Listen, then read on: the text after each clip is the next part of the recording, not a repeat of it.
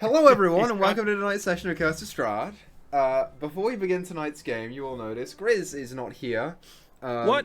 Because he may or may not right now be having a baby. We don't know. Oh.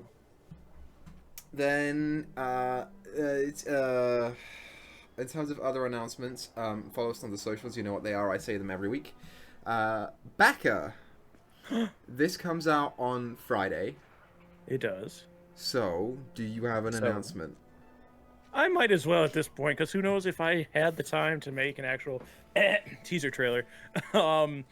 So we have a new campaign to take place of Spelljammer, because it will be gone for a little bit while Grizz is being a father. We are calling it Glory of the Giants to go alongside the new source book that came out, and it's going to be a very giant base campaign, if you couldn't tell by the name. So that will be coming to your feeds soon, and we'll like be announcing players and stuff, either whether it's through like the player reveals that we do sometimes, or if I actually do make a video, look for it on the YouTube if it is there. If not, we'll see you when we start that campaign. You should make an entire campaign called the Glory of Giants, but all the giants are halflings. Maybe that's what it is. You don't know. Glory of the light-footed. And then, how are the trees doing, bud? How are the trees? The trees, I'm speaking for them, boy. They're doing pretty good. Another sunflower bloomed. The tallest of the sunflowers has bloomed. My black-eyed Susans haven't bloomed yet, which just makes me sad. But they're growing really good, so they should have flowers hopefully soon. Did you get your sequoias in yet? The sequoia is outside. He's growing. He's loving it. He does have a web over the top of him because there's a spider living in the plants now. It's just a giant web over the top of everything, but he'll grow through it. I have faith in him. Then there's just a random tree growing in one of the pots too that fell off. A seed fell from the tree that's above my balcony. So I got 2 trees out there. Look at you. Hey.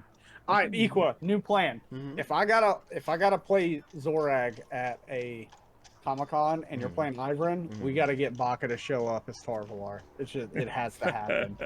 All 3 of these characters need to meet. Well, you know who else looks eerily like that character? Meyore! I was waiting for it. Meyore looks a hell of a lot like Fevrin, is all I'm saying. Who could have known? I don't see the resemblance. His character token is just his picture. Didn't even bother making art for it. Just him doing a selfie, like... Yeah. That's it for announcements, right? Does anyone else have anything they wanna talk about? Sounds good. Man, we live such boring lives, you guys. Oh, I just play D&D all day, baby. I wish I could. I got a tattoo and everything. Can't even play it that much anymore. I'll be back to... Well, I guess I was at 4 games already with Spelljammer. I'll be 4 games again when Giants is starting. Well, anyway. I don't know. Maybe I got something going on later on. I'm not sure yet. We'll wait. Keep your eyes peeled. That's gross, by the way. Peeling eyeballs? Yuck. Ah! You ever seen that surgery? It's weird, man. It's like peeling a grape. It's freaky. Don't watch it. But now it is in your mental imagery. It is in your brain now, and now you're going to wake up at 2 in the morning because your brain's like, what does this look like? Who would have thought that Grizz was the narrative driver of this group? Who would have thought? As soon as he goes away, you guys are off the rocker. Who wants to do the recap? No one? I almost just full burped into the microphone. I want the audience to know you're lucky. That would have been amazing. I like loaded it up and got ready to just full burp in the microphone. I'm like, no, wait. He put one in the chamber and like took the he brought the hammer back slowly. He should have just let it fly. All right, Baka, you're doing the recap. Go ahead. Oh, cool. Do you want the classic or a normal recap? What's the difference with you? True. Last time on Curse of Strahd, we were trying to figure out what the hell we're gonna do. It's past 5 minutes at this point. We know that. And so we kind of went at a little bit of a time skip because we were trying to figure out recording stuff. Eco had computer issues, you know. So Malin was in town looking. It's like, where is this Fanaricton man? I know, in his room. So he goes to the tavern, says, "Hey, hi, it's me. I'm in disguise. Don't tell anyone. We did it. We fixed your wine issue. Give me some on the way out. Give me a walking wine, please." Then went up to the door, said, "Hey, Van Richten." We're balcony over the top of the tavern, by the way. "Van Richten, I know you're in there. It's me, Malin. Come out to the forest. We're waiting for you." Then he leaves without any confirmation at all, hoping against hope that the DM didn't move where Van Richten was since the previous time. And then he went out. He's like, "Okay, he's coming." And then sure enough, here he is with Milivoy and Red Keep in tow. Where's Red Keep now? I hope he's with us. I think so. I haven't heard about him recently. Then we're like, okay, we gotta like nib some things in the bud here. Strahd is pissed, but we can't go take care of Irina. She's on her own. I mean, we put her in a tower. She couldn't get protected from lightning. We can't protect her. If lightning can't, we can't. So she's dead. Sorry, Malin. Blair barely talked to her. Doesn't even know she's really that important. Other than Strahd wants her. Other than that, I don't know. I wasn't tasked with keeping her safe. You were. So we left her with some hesitation. It wasn't like get bent. It was like, this is bad, but we gotta. So we had to go to Yesterhill because the druids are there and they're attacking the Mardikovs at the wine wizardry. Malin loves wizardry and wine, so we had to save it. As well as the druids we assume worked for Baba Lysaga. And we're like, "Malin, you went and made a deal with her. We gotta deal with this before she deals with you." Deal? And so we went over Yesterhill. It's creepy over there. And there's just a couple bros broing out on the hill. I can't have that. Let's kill him. Gundrick's like, "God, I'm so mad that nobody listens to me ever, man. I just want to be a good person, but they won't let me. So I'm gonna go slaughtering. Let's go." He takes off the filter. He starts walking, and then everybody's like, "Oh shit, he's gonna get killed. We can't also die. Let's hide in the trees." But they hit poorly, and the bros are like, "Hey, they're over there. Let's deal with them. Also, we gotta warn the others because there's a secret ritual going on top of the hill. Don't tell them though. Don't want them to get fireballed over the top of a wall." So they're like running around, spreading out, running up to the druids like, "Hey guys, gotta finish that ritual, man. There's people coming." And we are just like low level NPCs. We'll get killed real easy. They're level 6 right now, so we do that. We go 3. Blair starts hearing a voice in her head. She's like, "Gee whiz, I don't have time for this right now. But what do you want, man?" And he's like, "Hey, you can be the king of the hill right now. No Hank Hill, you know." I can't believe we're only to this point. I love Baka's recap so much. I live for this shit. We're like halfway through the episode right now. Well, don't worry, because the rest of the episode, we fighting. They running, killing, fighting, fireball. And then we're like, "God, there's a ritual," and it's a giant effigy of Strahd with some lit trees in it, and the tree comes to life. He's What like, if he had a "Alright, little twig? just a little twig." And I am mad now that I'm alive. I'm gonna stomp. I'm gonna kill Gundrick. I thought I saw a candle to my right. There's not a candle in my house. Actually, there is. What? What's happening, dude? I get in a brain mode when I'm doing these, and it's full-fledged. Yeah, we're fighting the tree. Blair's biting the tree. Gundrick's dying to the tree. Roderick's keeping Gundrick alive against his own will at points. And eventually the tree falls, and we kill everybody. And we're like, "This is real cool. This is real neat. I hope we level up off of this." And the DM said we will. Don't worry. And then Roderick's like, "All right, you guys almost died. I know we have things to do, but I'm out of here, man. I'm having a baby. I mean, Milivoy has to be trained up right now, and you guys can deal with the hag. You're fine." So he leaves, and we're like, "We can stay here because, like, I'm king of the hill or whatever." And then Malin's like, "There's some little guys over there, and they don't look happy. So let's deal with that. We do an off-screen battle. It's really easy, and then we fuck around with a tree that's bleeding for a while, and that's where we are now. I love you so much, Baka. So fucking much. I like to I think remember everything that happened. somewhere It is in, very useful for like that. in D&D heaven, there is like a big couch, and in front of it there's like an old TV, and sitting in front of it is like Gertruda with the remote control, and then like Father Lucian Gertruda. walks by and he's like, I missed the last episode. What did I miss? And she's just says that, like all of that. That's how her brain works, I just channel my inner Tarvalar.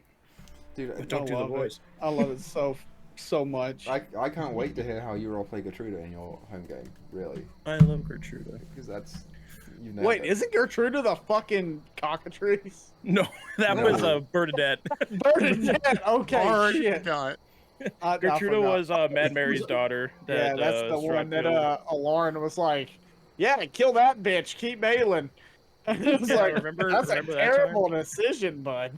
Man was like, "Hey, Uh. I hate Gertruda. Let's get her killed." And then Strahd's like, Hey, "Okay." what do you mean? I couldn't even talk. I was like Sorry, trying to think. Don't Lauren do said it, that. bro. Lauren said that. The Man, it fact was of like- making up those names. Don't do it. Don't do it. And Strahd's like, I'll fucking kill you if you speak again. And it was like, okay. Let's just recap the whole campaign. Yeah, so we started off. Anyway, after 12 minutes of intro, Hey, we're past the cursing threshold. Let's go. Yeah. let's fucking I go. can say Cut bad the stuff. fucking tree down too. So, you guys chopping down the tree then, I guess? Is that what you're doing? We are. Yeah, we already did. We already did. And We, like, remember that faded away. very, very thematic scene where Tia buried the body, and somewhere in the past there was a body that came to life from the ground. Yeah, so And in that's about where 10 we are years, now. in about 5 to 10 years, this guy will rise up. But we did destroy that tree, so maybe he won't. Oh, we're getting Only Maybe time the will tree tell. was what's his or blah. It was like the evil twin of the good tree. I I'm can't think of so his name all of a sudden. I can't wait till Strahd season 2 when we learn about that guy coming back to life. you know what? When Grizz made Dragon, I was like, "How do you feel about tree politics?" And he was like, "Oh yeah, sure." We never got I to love any of it. politics. They have their own political structure. What is that? Let's get into that this session. Yeah. You can't. Do they Physically, you hate- cannot. Do they hate humans because we use them for houses? You'll never know. I mean, what do you mean Dragon's dead. never? I beg to differ. I could make this game all about tree politics right now. I'm gonna convince everyone to look up tree politics this entire session. Well, we're leveling up after a long rest. Let's just take a level in Druid. And we can go to tree politics. we can turn into bears and have. Never mind. I'm not gonna go into that. Okay, No, so please finish. so back on track. Here we go. We're in the game. Ready? Back on track, got Everyone, it. remember your characters' names. This is who you're playing. No. Gundren. Gar. So, Tia, you bury the skeleton, right? Tip toppery, good Yep. job. So Blair and Gundrick are chopping down the tree. Chop. As you chop down, Malin, what are you doing? Drinking my wine, man, because he's a wino because he hates life. You're probably running out of wine at this point. You've been drinking a hell of a lot of that. Yeah, how drunk am I? I already killed one entire bottle, and now I'm almost done with another. Like that's gotta be doing something to my Roll a body. con check. Speaking of, I gotta get rid of some rations. A con check. Okay. Ooh, I'm getting low on rations. Con check. I rolled the natural 20. Hot damn! Lucky the lady tonight. Dude, Malin Nice. is a heavyweight. This isn't phasing me at all. It's like I'm 2 bottles deep and I'm mad. Well, experience is key. Yeah, it's a light buzz at best. Ugh. I'm gonna have to find like something else. Like What is wrong I'm with you watching today? Tia like bury. I'm sad. You'll know why later, everybody. I guess I'm watching Tia bury this body. I don't really care. I'm kind of in a weird indifference ever since we decided to do what we did. Malin's kind of in his own like little coping mechanism of separating himself from certain situations. so he's just kind of observing. One question. While Tia buries the body, is it like a cat in the litter box? With the That last is, bit of... that's considered He got racism. real, and, real solemn with I don't Malin. appreciate We this. just instant turn around. It will be close to a cat digging a hole, and then just attempting to push it as normal as possible with her front paws, rather than burying it, because burying it the typical cat way is a bit disrespectful in her eyes. I mean, if she is struggling, Malin would probably help her out, but I mean, yeah, she's got a strength of 6 or 5, and she's just a tiny creature, so yeah, you probably wouldn't. yeah, I got a strength of 10. Let's do this. You Together we better make for a that, -2. It takes less time, regardless. As for the other two of you, it does take a while for the tree to come down. Gundrick using his new brand spanking shiny magical axe. That's my new axe. Blair using the new axe. I'm using the old axe. One of you is using the new axe, and whoever that is, they are making significant progress compared to the other person. The other person's lacking behind a little bit. And as you keep chopping inwards, the more you go, the more deep red begins to ooze out. This is still the strangest tree. Chop, chop, chop. I wonder what its political views are. As you smack, a little bit of blood gets in your eyes, Blair. You're blind for a minute because of that comment. Tries to eat the tree. She gets splinters in her gums. She's already got plenty. She was eating that other tree. But eventually, you make your way through most of the stump and chop down the last bit, and it down it goes. Well, hopefully we don't run into any more spooky trees like that. Here's your axe, Blair. Good job. Here's the sun sword back. Oh, yes, yes. Oh, on the way back, I can figure out how to use this thing.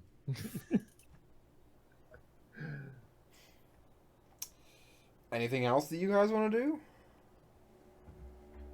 I can't remember where we were gonna go to rest. I can't remember if it was the winery or... I think, yes. Weren't we going to move north to the winery to just rest for the night and then head for Berez in the morning? I believe that'll be our best option. Well, are you two alright? Head out. Dust my hands off. Kind of put my hand on Tia's like shoulder for a second, just to nod at her. You know, out of respect of what she decided to do. How does that work? It's just I mean, so he's kneeling down. I mean, cats have shoulders. Yeah. They have shoulders. yeah, they're just kind of like, you know, real forward shoulders. Yeah, it's like they're a cat. They're a cat. They lack that skeletal structure. Well, I grab it's her a by the fake cat. tail She and- stands up, so I grab her by the tail and just. 2 tails. Oh, yeah, she she has can 2 fly. tails. That's how. That's She Sonic can. rules. You should turn. We Oh, should dye holy. you yellow. No. Where's the hedgehog at? So anyway, you guys begin walking. Remind me, who has what right now? I have that spear and that axe that we found, and my own axe. Spear and the axe. Gundrick has the sun sword and his traditional weapon. Tia has the staff. Malin has nothing. No, Malin has the tome of Strahd. Oh yeah, alright. I do have his diary. You also so have all yeah, of Alarin's stuff, and right? Alarin's Yes. shite. And then Roderick has the symbol of Ravenkind and his own order's sword. No, wait, he gave that to Dum Dum. Are you missing anything? We I don't probably know. are. Am I? DM? You probably, yeah. Probably are. Why is the sun still? We should still all Is do it- a history check. Is it the seeds? Like the whatchamacallit? Oh, yes, Oh, yes. We we did got the rip a seed. seed You out of have Oh the yes, seed. Gundrick has the Yeah, green seed thing, I have Yeah, you took the glowing seed. seed. and Oh, Tia The has glowing seed. That's like has, irradiated. What? the other guy's Yeah. part. Oh, I'm starting to feel a little sickly. A bit of a fever. All of a sudden, in 616, Mary Jane gets cancer. It's the worst thing in the world. God. Oh, no. R.I.P. Rough. Where are you putting that Um, radioactive seed? Up his butt. I did tell him to put up his butt in my defense last session. I forget. It was like yay big, right? It's like pine cone shaped. It's like that big. Oh, okay. Big pine cone. Yeah, I don't know. He would have just taken some extra, I don't know, straps, some holsters, whatever the hell he's got on his belt to kind of just tie it there, I guess. Sick. So it's just free balling off of your holsters and straps. Dangling off my waist, I guess. Yeah. Tight. Okay, so you guys begin heading back. As you do so, We die. I need someone to roll d20.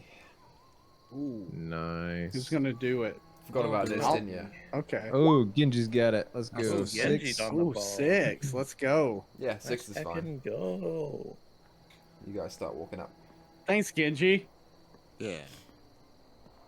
Oh, the whole way there, like Gundrick's just kind of like mumbling as he's like got the sword, and I think he's like seeing. Did someone said there was like a button or something before, right?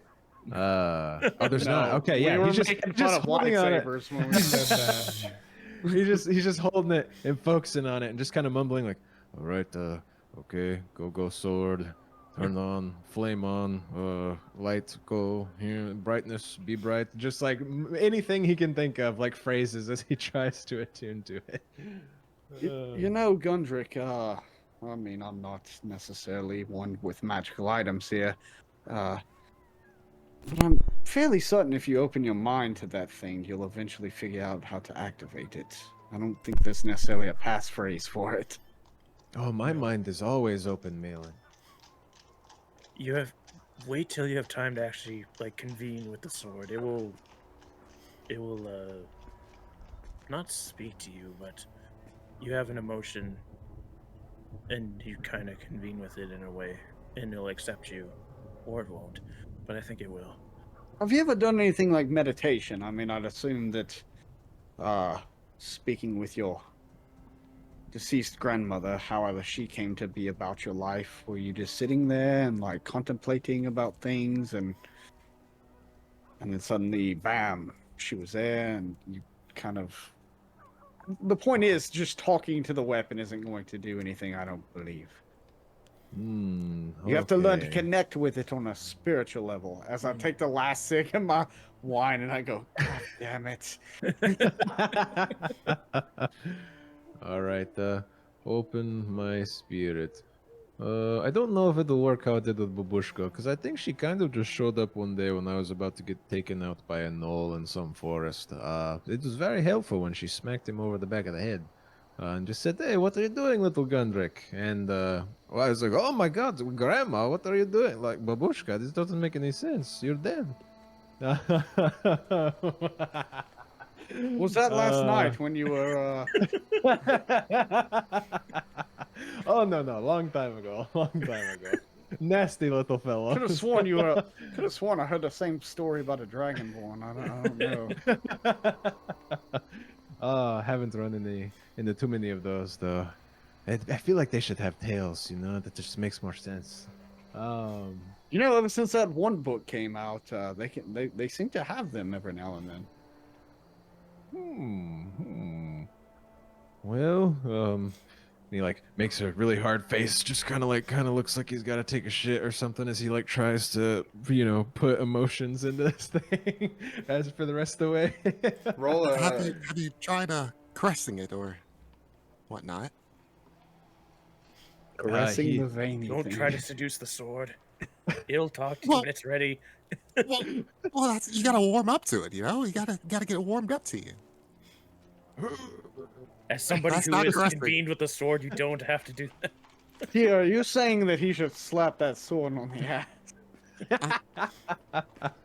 I think that's a bit forward, but But no, I actually don't think you should do that.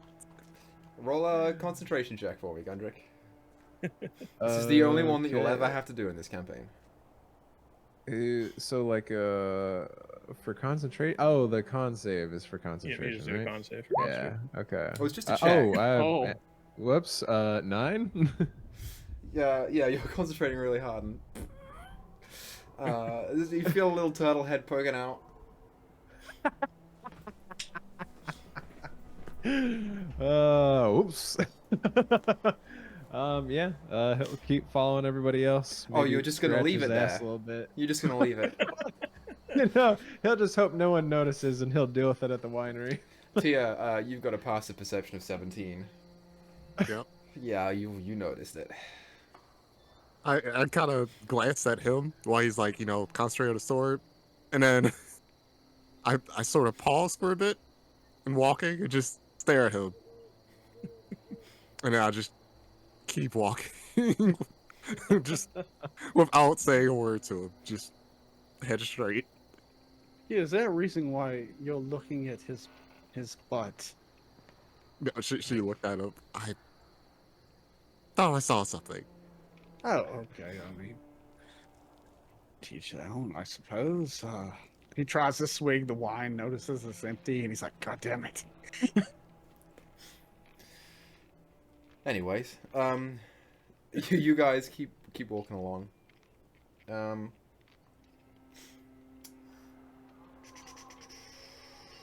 Someone roll a d20. I got it.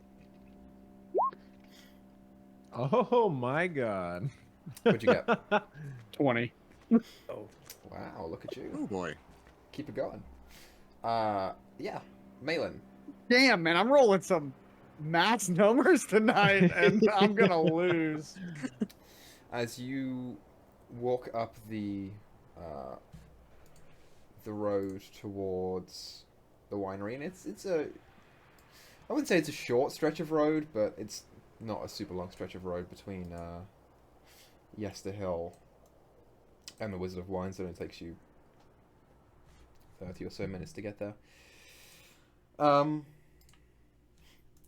Something does catch your eye off of the side towards the woods. It just kind of lingers there for a second, and you just catch it in your peripheral. A pair of glints, I suppose, from inside, and you kind of turn and look, and you see a small, I want to say, pack of wolves. wolves. Yeah, there are two somewhat, they're a little bit thin, they're not super duper thin, but they're a little bit thin, of like grey and black kind of scraggly wolves, and then at the front of them, what is giving off those glints in the eyes, there is a kind of beautiful silver white one. It's just kind of looking in your direction.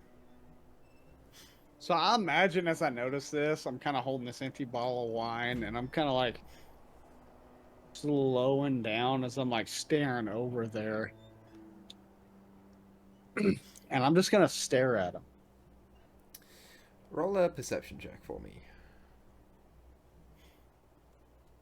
I forgot all about this wolf. Yeah, I did too. When you said wolves, I'm like, these bastards are back again. Perception. Gonna eradicate the There wolf it is. population from Ah, Barovia. it's going to be low. Let's see what happens. I'm actually rolling pretty good. 21, baby! Oh, Let's go! jeez. Wow. Yeah, it appears that you kind of caught them as they were walking in an opposite direction to you. They're maybe like 80 or so feet away.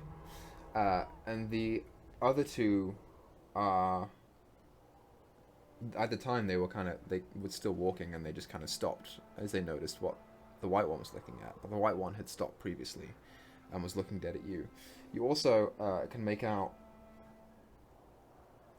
first of all, on this white one, which is a little larger than your average wolf, slightly elongated front canines. And also, the nose in front is moving, which is hard for you to see at this distance. But you can make it out. The nose is moving. It's smelling. Smelling something.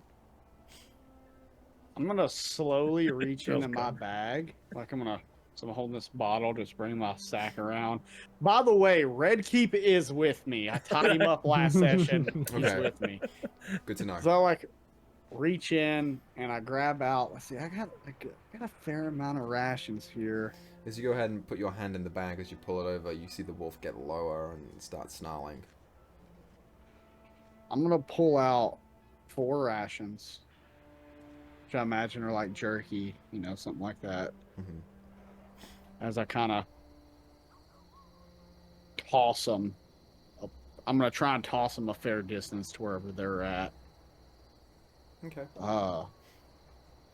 And I just kind of looking at them, seeing how they react, because this ain't the first time I've seen this silvery white wolf. Roll an animal handling check. And this is when my rolls turn to shit, baby. I'll Let's also go. say, hearing something being thrown into the woods, Blair will stop and turn around at the ready. Yeah, not you like will- jumping at anything, but just like You will notice what he's doing by this point. Oh, let's go. It's a Ooh. 12, but it's not as bad as it could have been. They remain where they are. The 2 grey ones are a little more fidgety. They're a little more bouncy and they're kind of moving around and sort of prowling in the area, but the white one is stationary, like a rock just staring at you. what are you doing? This isn't the first time I've seen this wolf over there. As I point at the silvery wolf. Yes, we've seen it before, right? I can't remember. Did only Malin see it before? I think so, and he either mentioned I it. know it was there. Yeah, very I think I was the faintly. only one who mentioned it, and by the time everyone looked, Yeah. it was gone. Right. I mean, if he was the only one who saw it, you probably would have told the group, right? Yeah, Yeah, I mean, I he did. told the Definitely group told that us. So, I saw a silvery white wolf and was wondering if anyone knew anything about such a creature. Just out of curiosity, what does Malin see the color of the eyes? with the 21, yeah, I would say so. They're kind of a cold, pale grey blue. Do I know what that would represent? Make if anything. Make a nature check. Ooh, nature. Oh, +1. Let's see if I get a nat 20. No, I don't, but I got real close on one of the die. It's a 16. That is, in your experience, and you're not a wolf expert, that would have been Alaran's forte, probably. He was the animal guy. That's not common. Or in the animal guy. You don't recall ever meeting a wolf that had grey blue eyes. All right, in this moment, as I'm staring at them and I see they're still on guard, I want to reach my reins out towards, you know what? As much as I like Blair, I don't want her eating my horse. So I'm going to reach my reins out towards Gundrick as I'm pulling this loot off my back. He's gonna seduce the wolves with this. No, I'm just like trying to calm the tension here as I just slowly start playing very harmonious sounds to something simple, something that I feel like might connect with nature in some way to ease any type of tension they have. Just to I'm not trying to convey, hey, you need to eat the food I threw, but just kind of like I want them to acknowledge I see them, but I am not acting in a threatening way, nor am I scared of them. Okay. So you reach. I'll say you put the bag down, right, to pull the rations out, and you just kind of left it there. Now all you have left over on your back is what your loot. Alaran's staff, probably. And the only thing I have hanging from me is my light crossbow that I keep on a piece of rope tied around my waist. Okay, so you keep all your coins, components, stuff like that in the bag. Yeah, all that stuff stays in the bag. Safe. I don't care. Okay. Get rid of it. I've got no spell slots except for level 1 or level 2, so let's go. So you pull the. Most of those are somatic. You go ahead and try and pull the loot back, and as you lift up your hand, the two grey ones also instinctively become more defensive. The white one less so, and then you pull the loot out,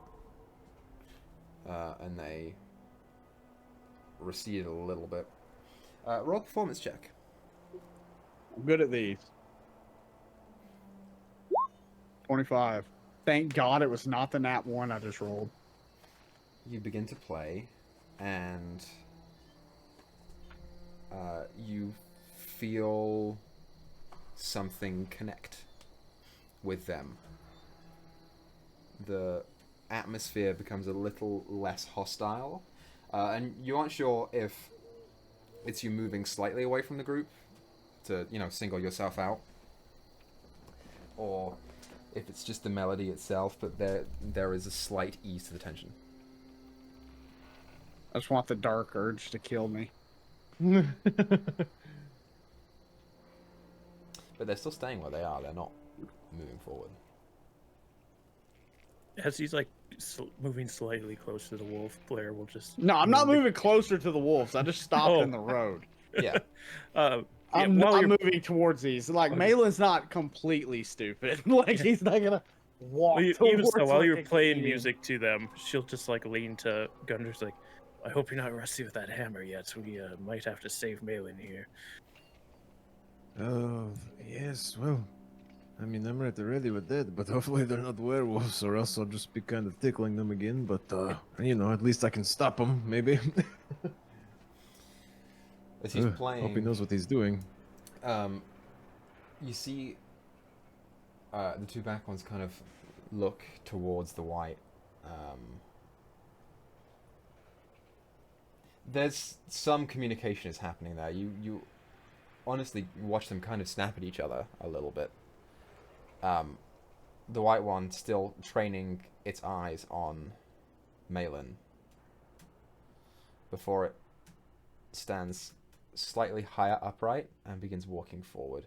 The other two go to follow in after it, and you watch as it physically turns and snaps back, and the two grey ones maintain a further distance. It's approaching you. I'm gonna keep playing my music. Okay. You watch as it very slowly walks forward past the food. And it's now about 30 feet away. And now it's just kind of pacing side to side, eyeing up the rest of the group and you. Gundrick's like at the ready. He's not like trying to be aggressive, but just in case. Yeah. Blair has the spear because she doesn't really have a way of slinging on her back or anything, so she just has the spear. Sing it like, do you think pace. that? Sing it pace back and forth like it's eyeing up the group. Malin's gonna continue playing as he slowly and cautiously walks to meet this beast. Mm-hmm. Yeah, you begin walking forward, and seeing you come out alone, it also kind of walks 5 feet forward. You see head out forward and raised with the nose upwards. And as you get closer to it and come within touching distance of it, you see it kind of sniffing you up and down. And it moves around to the side, keeps going, and then moves around to the other side, it keeps going. It goes over your feet and your knees, and then around the back, and you watch as, like a dog that catches something, it kind of rests its nose on the staff on your back, and just kind of takes a couple real deep sniffs on it, and its head is just there.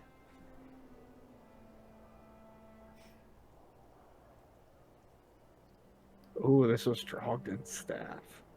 No, it wasn't. No, it's a Lawrence staff. I'm gonna take the staff off my back, noticing that it's like slowly as I hold it out in my hands, running my hands across it, like I'm gripping it. I'm not making it to where I can grab it really easily, but I want to rub my hands across it to see maybe if this thing is like really super interested in this staff. Yeah, you pull it off and kind of hold it there, and you watch as it comes back around to the front, and very slowly and gently opens its mouth and attaches onto it. And that's when I say it out loud. So it's a Lawrence staff that you're wanting. Was there... I wonder if there's... Do you know a Lauren boy? I'm still holding on to the staff. I'm not letting go of it. As I'm going to try and slowly bring my hand up to like run my hand across its fur, across its head, like in a very calm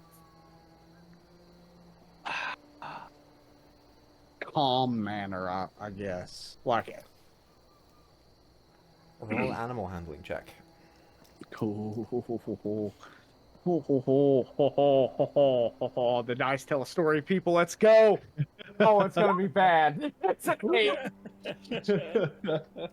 Yeah, as you hold your hand up and like you're slowly moving to try and pet this thing, you watch as it unlatches from the staff. And there are no indentations on it. And gets lower and backs up maybe 10 feet.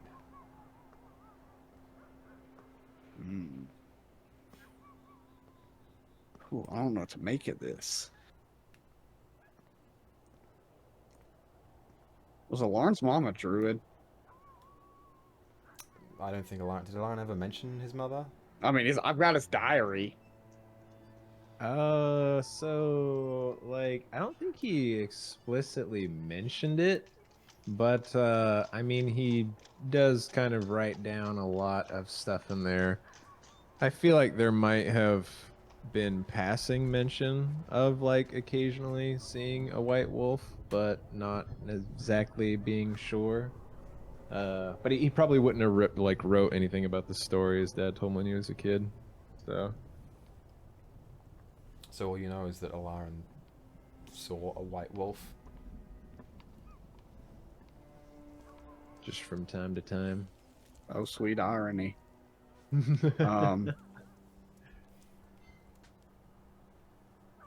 With that, man, how can I save this situation? Why do I got to be the bard? I need someone to give me guidance or bardic inspiration here. You're the only spellcaster we have left. That is true. Well, no, Tia, are you a sneaky spells caster rogue? Nope. I always forget your subclass. No. Inquisitive. Never mind. Inquisitive. He's That's gonna right, hold the that's right. staff out with his hand in order to probably coax this wolf in one more time. Have you ever seen a wolf like staff, Blair? I mean, I guess it's a big stick for fetch, but... I mean, that's the best I can think of. I don't know what this Alarin is. Or wait, was that the person they burned when we first showed up? Yes, we were there for his, like, cremation or whatever, his bonfire That's a funeral. very strange introduction to this group. When I do that, I'm just gonna say, come on, Majestic One. I really need some soul searching in this moment. For one last hurrah to maybe glean some type of existential knowledge from this wolf. You see, as you hold out the staff in one hand, you're still gripping it, right? I'm still holding it because I'm holding it out, but I've got like my hand kind of trying to coax the wolf back forward to show that I'm not like, I don't mean any ill will towards it or its pack. Like, if I wanted to, I'll thunder wave the fuck out of this wolf. I don't give a shit. Like, I'm trying to show like I'm not trying to be hostile. Yeah, you watch as it as it gently sidles forward, and its mouth goes back on the staff, and this time you feel a pull.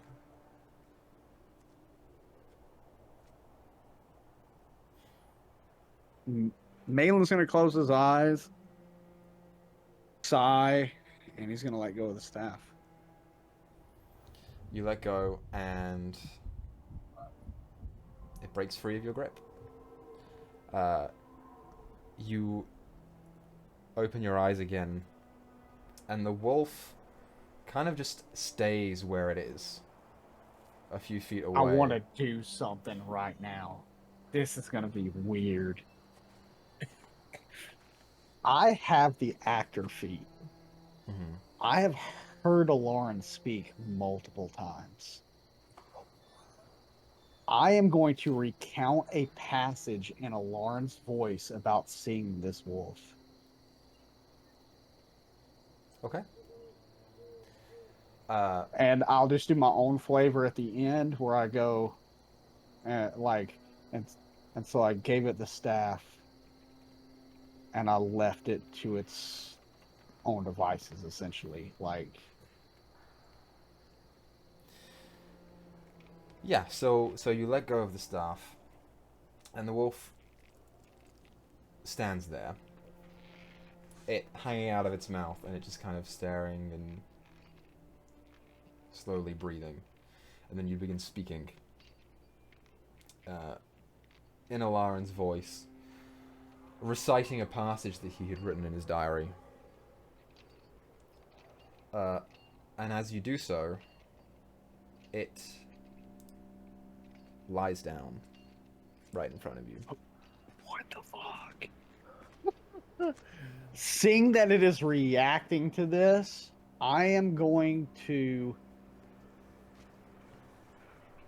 I'm sorry, for RP purposes, I'll speed it up.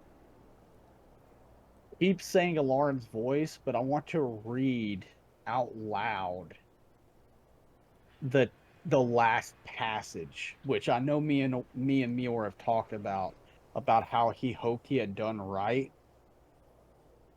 and how he, like, essentially, like, I hope I've done right, something along those lines, but I am finally at rest. Mm-hmm. So you recount a chapter or two, and at the end, when you are talking about Alarin's passing, it's lying down there. Its paws are out, and the staff is kind of resting on its paws, head down on top of it, as it looks at you. And as you recall the last passage, you watch as the head kind of perks up a little bit, and looks back down to the staff. And you see its head kind of turn sideways, and it licks the side of the wood a few times. And then you hear a deep whine from within, and it picks up the staff and kind of stares back into your eyes. And that maintains for about 10 seconds before it turns back to the other two behind it, and then back to you. And then it turns and begins walking. Malin has a slight tear roll down his face. I almost have a real tear roll down my face. Who would have known? We would have come full circle with an Alarin thing, like, sequence. Oh my god.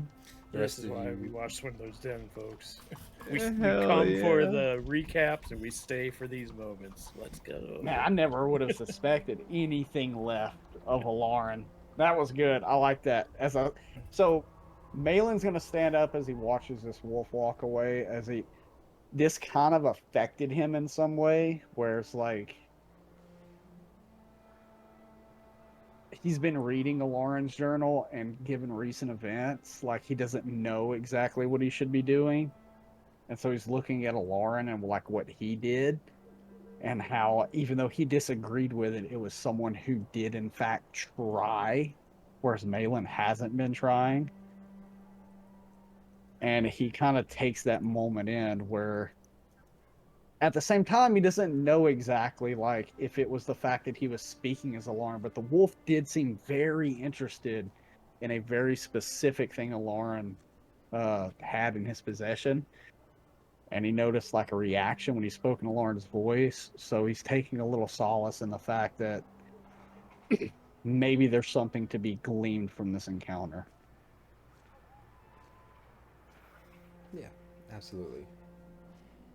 The rest of you watch from the roadside as Malin is, I don't know, 20 feet into the forest at this point. And from over his shoulders, you can see the small pack of 3 connect with each other. The 2 grey wolves begin walking up and kind of sniffing the staff, and you watch as the white one kind of snarls under its breath at the 2 of them, and they back off instinctively. And then it beckons forward into the fog. And as the 2 walk off, the white one goes behind to join it, and then turns around to look at the rest of you, and disappears off into the mist.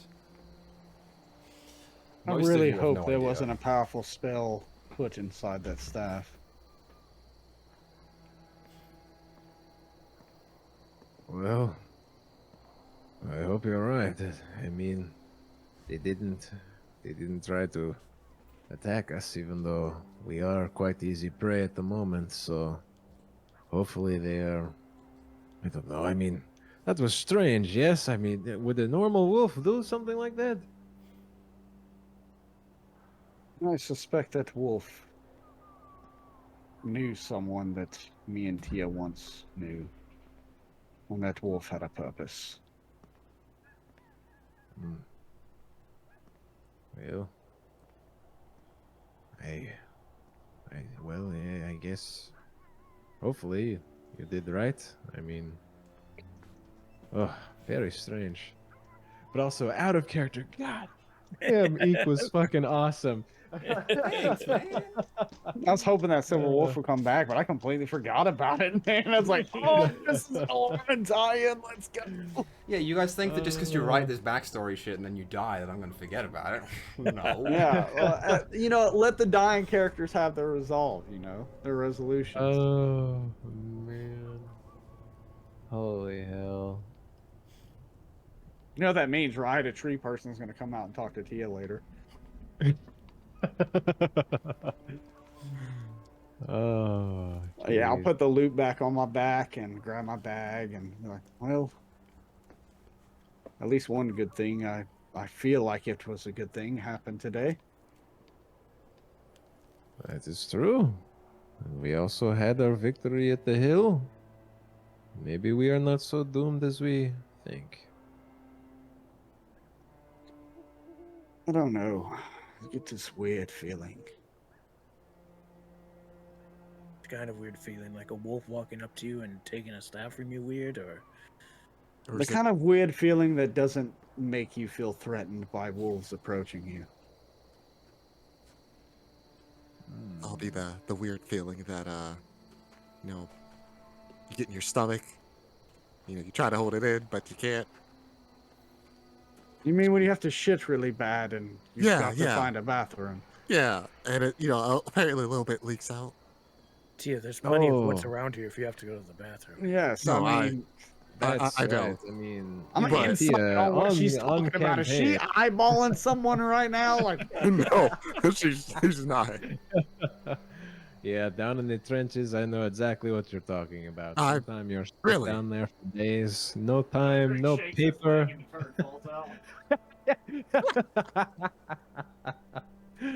Oh wow.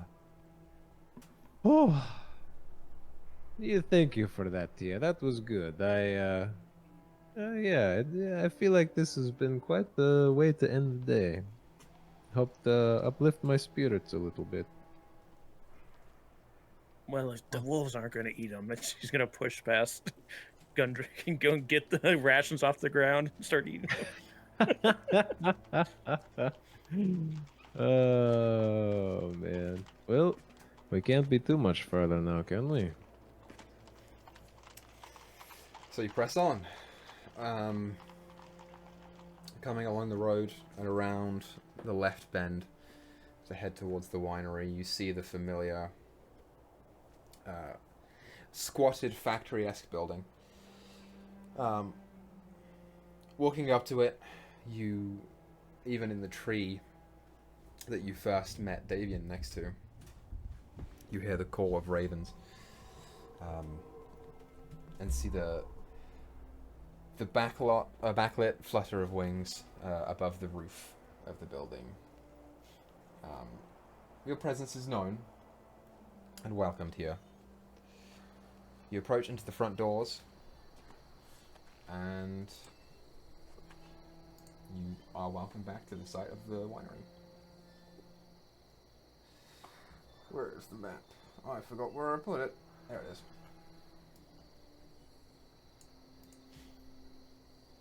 Bababooey. Oh, so this is what the inside looks like. Oh, I yeah. wasn't here for this. Yeah, last Oh, time yeah. you were here, you were... I was stuck in a barrel of wine getting fucked You up. sure were. Which is exactly what's going to happen now. God, the horses. Jeez. You're all I'm get those horses fucked up too. Let's go. No, they don't need. Not the way they are. Oh God, the horses. What's up with the and horses? Benjamin and Jeffnamin. God. Just a glorious conversation with those damn horses.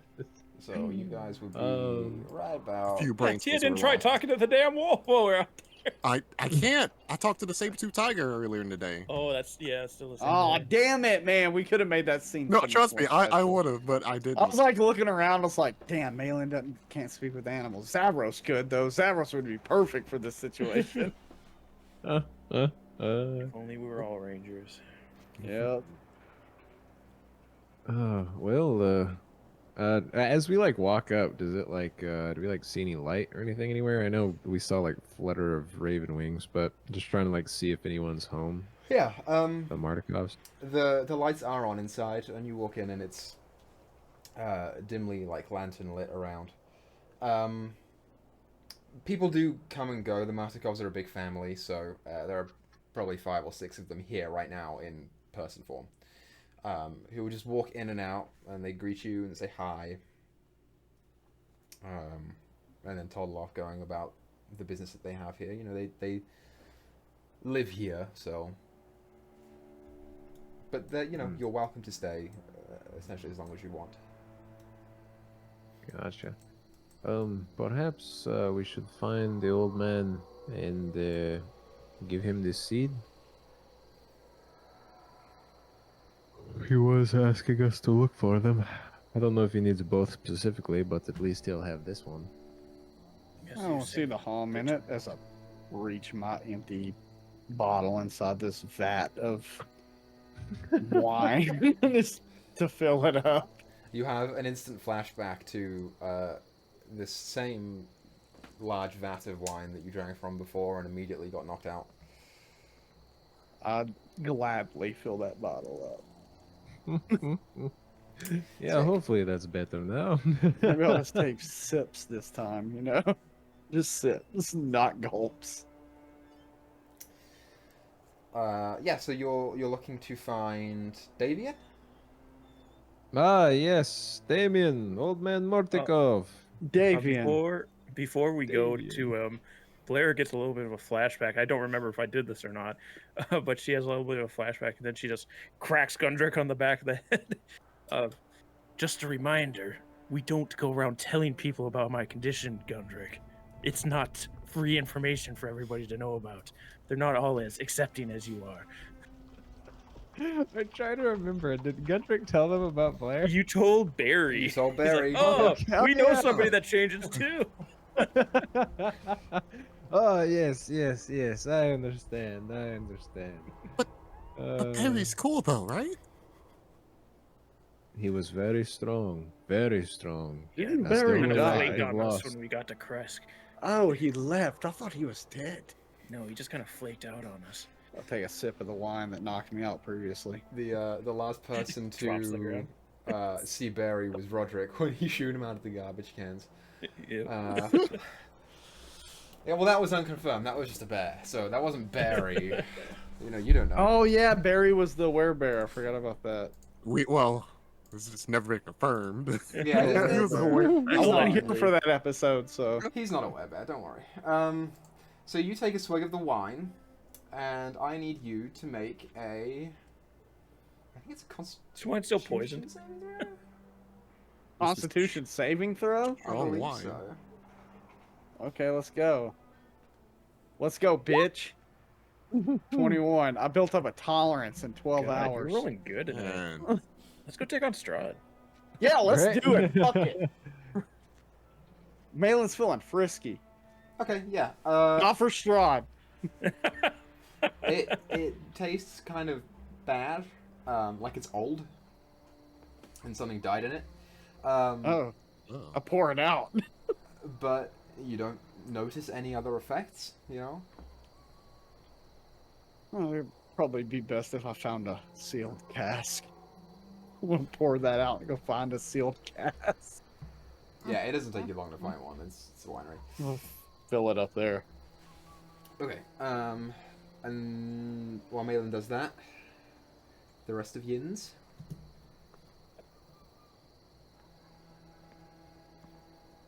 Oh, yeah. Gundrick was just looking for Davian. Okay, so you call out for Davian, and you actually hear straight above you on the balcony. You hear, "Oh, hello. Welcome back." Ah, yes. Thank you for having us. We dealt with your druid problem, although I think we still need to intercept the hag. Yes. Might need a little rest before then, though. Your other friend mentioned that you were going to Yesterhill, and this is great news. Did you find anything while you were down there? Oh, yes, actually, we ripped this out of a tree. And he'll, like, unhook the pinecone seed thing and hold it up to let Davian see. Everyone just thought that he had a glowing testicle. Yeah, so you pull it out, and you watch as his eyes light up, whether it's from the green glow or from him just being immediately excited and knowing exactly what this is. He begins walking down the stairs. Why are you laughing right now? It was hand motions, bro. You said you pull it out, and it just went from there. We're adults, we swear. I'm trying to find out about a reward, because I think he does give you a reward, but I don't remember. A nice long kiss on the lips. There you go. He walks down and he's Oh. like, "This is amazing. Where did you find this?" Oh, we ripped Yes, it out of David. an angry tree. Tried to kill me. Amazing. Well, I am very glad that it did not. So, it is technically yours, but if you have nothing to do with it, I would appreciate it if you would return it so we can continue to make the wine. Oh, of course. You asked us to keep an eye out for these things for you. Why would I keep it? Here you are. Turns out the Raven Glad people to are help. the enemies, and we have to kill them this session. Oh yeah, ambush time. You're all surprised. That is much obliged. Thank you very much. As promised, you are welcome to stay here as long as you need. And I will see to it that you get a reward from somewhere in this place. Well, I think probably the most important thing would just be to know that we could count on your family when the time comes to Of deal with the course. vampire. Yes, well, we will not be much help in taking him on specifically. He's probably, first of all, a little too strong for us, but I'm sure you all have your own vendettas against him. How strong would you be of taking over for Lockie? I'm curious. Recently, a burgomaster's come into possession of that place as I'm drinking this wine. That really loves Strahd. It wouldn't do much for my personal strength, but it's difficult to say. Oh, you bring up a good point, though, Malin. Having a secure Valaki once more, that could be beneficial to the cause, no? Law and order in that city once more. Really, I'm drawing on inspiration from a lot of the stories that you hear about in order to come a great evil, you rally your forces of the land against the tyrant and whatnot. So, we got rid of Valaki. Be one less place that Strahd would be welcome. Maybe go to that one place that kicked us out for not liking those pies. I'm sure they've forgotten about you guys. Well, I mean, I can disguise myself to be anyone these days, but And I was a statue at the time, so I'm sure there's no issue. I'm sure people wouldn't hold the statue of a cat accountable for any wrongdoings. No. Yeah, well. You are Oh wait, everyone that was there is dead now. Now that I think Yes, they're all about it. dead. I didn't want to say it. Tia, But yeah. thank you for trying to be coy, but I seem to have laid out plainly that everyone involved in that incident is now deceased or And not there. yes, I was a statue. But there was a cockatrice named Bernadette. Long story. It turned people into stone. I don't know why we kept it so long. I truly don't. Is that how you turn to stone? That sounds like a wonderful pet. She just looks like I want to kill Gundrick right now in this moment. I want to climb that wolf, take the staff back, and beat Gundrick with it. Pierce my heart with it. Overall, it was not pleasant having that thing around. Well, that's pets for you. What are you gonna do? Davian, it's something to think about, yes? It's not the pets, it's the owners. Davian, I have a question. Point. How does one become a were-raven? Well, you would have to be indoctrinated into our family and then find yourself worthy of becoming a keeper of the feather. Or if you're looking to just become a regular were-raven and not be affiliated with our family, then you would have to find a were-raven and get bitten by a were-raven. So, if you want to be a anything, you just have to be bitten? I'm sure there are other means too, some alchemical things or a ritual or something, but... Does anyone else find it odd that in order to become a anything, you have to be bitten, but they don't call vampires werepires? Am I the only one who thinks about these things? Where is this coming from? You're right. Should the vampires be called like werebats or something? I mean, No, I think it has to do with like the curse being passed through saliva for lycanthropy, and it cast through something else, like through the blood with vampire. Maybe I don't know. No, that could make more sense. It just seems weird that if anytime you get bitten by an animal thing, you become aware of something. But with a vampire, it's a vampire. man, I feel like that's something Roderick would know. We should go find this guy. Well, I don't know about the rest of you, but I need to focus on this sword a bit, and then hopefully rest up not too soon after. Is there anything anyone needs, or are we all just heading to bed? Food would be nice. You make a good point. Where ravens eat, correct? Do you have any spare food by any chance? Yes, of course. We will see to the food, don't worry. Yeah. Oh, your family and Valaki seemed rather grateful for the winery being freed up. Good. That's very good. I'm glad they are happy.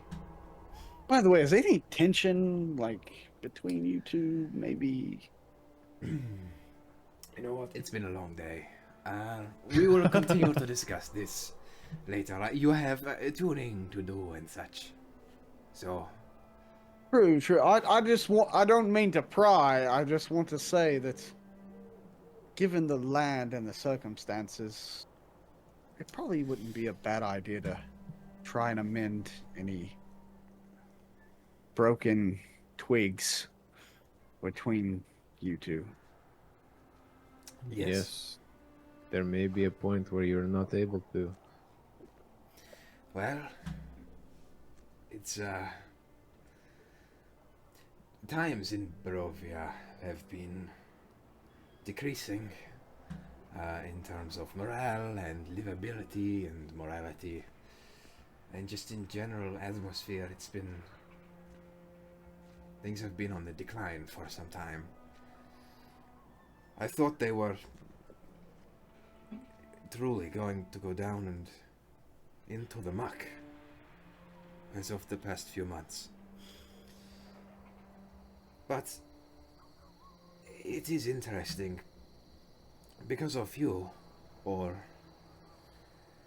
returning the winery to us and finding this seed as well. It's for the first time in a long time you have instilled me and my family with hope, and that is something Barovia has not known for quite some time. Take 5 big chugs of this wine. A burp and I Yeah. go. It's how you act on that hope that will help you to determine your future. Well, anyway, not trying to pry any further. Hope you and your family come to amends, but yeah, I'm with Blay. I kind of need something to eat. I will see I'm that kind it of is hoping cooked. you have a pig if you hope, you know. What about those horses that were out? I mean, not It's trying to Just make any just judgments a little or bit of anything, drool but out of her mouth. I'd rather you not eat the horses. why does horse meat suddenly mean something different than I mean, pig Red meat? Keep's out there. Oh, okay. I see where you're coming from now. I see perfectly where you're coming from. Oh dear. Please don't eat my horse, Blay. Not while you're alive.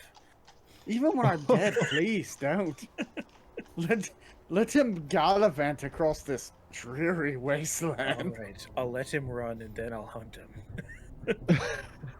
But that's actually a good point though. Would you rather a friend eat your horse or a random wolf on the path? Honestly, I'd rather learn a means of transforming him into a bird. Hey, wait a minute. Where Raven friend? No, I'll turn Red Keep into a were-raven. Can That'd be horses turn into were-raven? I think that's how badass. Pegasus are made.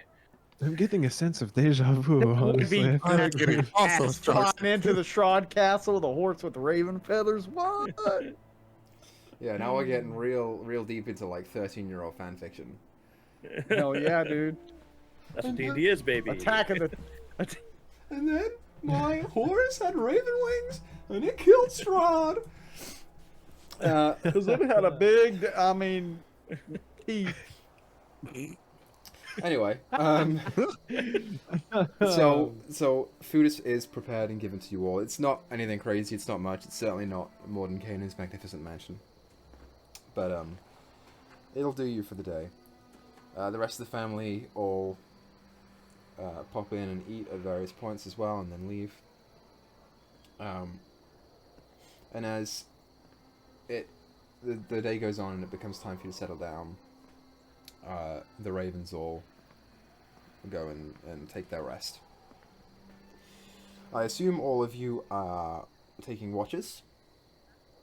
Oh, so before it was like Betty by time, Gundrick was gonna kind of talk to Blair and just say, thank you for having my back out there today. I hope that before tomorrow, I was hoping that you could possibly talk to me about your control and your breathing, like you had mentioned before a little bit. I don't want to lose control like that again. that was poor on me as a soldier to not be able to control myself properly. Yes, we can. Let's go outside. We can go through some things that help me. Of course, and I can pay you back. I can show you a few stances and places to strike and whatnot. Vital organs and all. Are my stances not good? Like as you recall, ever seen Blair in a fight, she like it's just full on overpower. There's no finesse to it. It's just hit them harder than they can handle, and hopefully they break before they can get at her. Just like baseball bat swinging a sword, that kind of stuff. Well, you see, you come in like an animal, which is understandable given your condition, but and it will work in many cases. You know, I mean, it is hard to have a weaker foe overpower a stronger one, just in a general sense. But with proper training, you can close that gap. So for you to know, as this strong beast, to know actually how to direct your fury a little better, I think it could benefit you in the time when the time comes that you maybe face something more strong than yourself. She'll like break two branches off of a nearby tree and throw one to Gundrick, like sword-sized branches. Just can you show me? Unless, I mean, I don't know. You weren't able to defend your brother. I don't know if you can do it. Oh. Oh yeah, he like his grip just like tightens on that branch, almost like starts hearing like the little snap crackle pop a little bit, but tries to keep it. And all right, yes, it is I will show you how to find the exposed weakness. And he just rushes in. Not like super pissed off, but definitely a little annoyed. And goes to strike her in an opening, I guess, looking for a spot to hit. Okay, go ahead and roll your attack. Alrighty. Alrighty. Oh, so that's a 23? I'll hit. Yes. Oh, go ahead. Yep. Oh, go ahead. Flavor your attack. Oh, yeah, I just I don't really know how Blair would like try to defend against that, but whatever she does, raising hands or whatever, he would just kind of like take that as like time to do like a quick pivot with the stick, I guess, as he gives her a light jab in like the exposed gut or something. As you jab her, says, I can see why you weren't able to overpower your enemies. I was weak. She's gonna swing at you recklessly. Nice. Natural 20 on the first swing. Oh my god. Nice, nice. He really Just was weak. cracks it over your head. Oh. That was a good shot. And he's gonna come back up for it. You As get he advantage now. Oh, that's true, that's true. As he tries to use this little momentary pause to attack. Oh, that's not great though. 17? 17's right on the money. All right, yeah, he kind of comes up with a smack. Is this one? Yeah, he's not really holding back. He's kind of pissed off now and gives her a good old whop on the side. Kind of knocks the breath out of her for a moment. Just, good, now you control that rage. Don't let it control you. As she swings back again. Not going to go reckless this time because she doesn't want to leave herself open again. That will be like a 26 to hit, I think. Yeah, 26 Holy to hit. Lord, yeah, that hits. We're just clobbering the shit out of each other out here. Smacking the hell out of each other. Just like Gundrick helping Blair to refine her stance so she's not leaving herself open to hits, and Blair helping Gundrick to not let that rage define his actions, but let him define the rage's action. Yeah. Oh, I'll also say maybe Gundrick is kind of trying to like oh, hey, look, there's, the shield isn't quite covering the shoulder there. Like, just leaving, like, kind of trying to leave slight hints of openings, I guess. But yeah, and yeah, Gundrick would come up, kind of. Oh yeah, I mean he just got hit. Yeah, he would come back for one more. But he says, I can control it as he brings one last one down, and then this one wouldn't be as hard if he does hit. But I don't know. I've been rolling kind of like poo, so we'll Yeah, see. and a straight roll. So Oh yeah, and that is a 8. yeah, Blair just like Not enough. catches the last swings. Good. Now, remember what that feeling was, and draw on that without having to go into that space mentally. I don't think it was your fault your brother died, by the way. Much like I'm not this monster that's within me. Yes, you do have a bit more precision in your movements than I would have seen at first glance. So I can recognize that. As for my brother, well, that's just simply not true, unfortunately. But I can at least hold on to that and use that as opposed to letting it direct my every action. It's a tool, not something to define yourself with. Yes. Well, that is a little hard to come to terms with. Just how our society works in the Deep Kingdoms. I can try. I am no longer in those kingdoms, and I should try to learn from other people and take what I can in response. I thank you, Blair. I will try to take this to heart. I understand where you're coming from with it. I still blame myself for harming my Nana, even though it was the monster, not me, and I was but a child when it happened. Yes, that is the problem, though. You were a child. I was a grown man in a company of soldiers, trained for years. And when I saw those red eyes, that form, my brother's head falling, I ran. I was supposed to stand as a shield with my brothers in arms, but I ran and I left them to die. I heard their screams. Young men and women that I had spent my entire young life with. And I left them to perish by that abomination. Drow.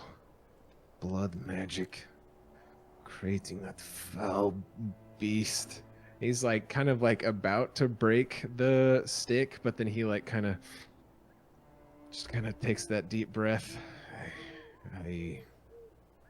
He's also like, as he's like kind of almost breaking it, he's almost actually like I would say it's easy enough for Blair to see. It like first it kind of looks like it's like shaking from rage, but then it almost kind of like as he kind of tries to fight back, it almost looks like shaking of fear as he kind of like thinks back and those like eyes kind of hollow out a little bit, but he tries to just kind of power through it and take a deep breath. I hope to never come across a beast like that. But if I ever come across that one, it will perish. She like puts her hand on one of his pauldrons. I have faith that you will be able to destroy it next time and bring vengeance for those that fell to it. But let's get you some wine now. It's been enough of a day. You don't need to keep exploring those emotions right now. Yes. Oh, you're right. I have to focus on the good emotions that the sword. That way it can talk to me. Yes. Yes, wine is a good thought. Yes, let's get. Yes, I agree. Thank you, have Blair. wine. I'm not having any.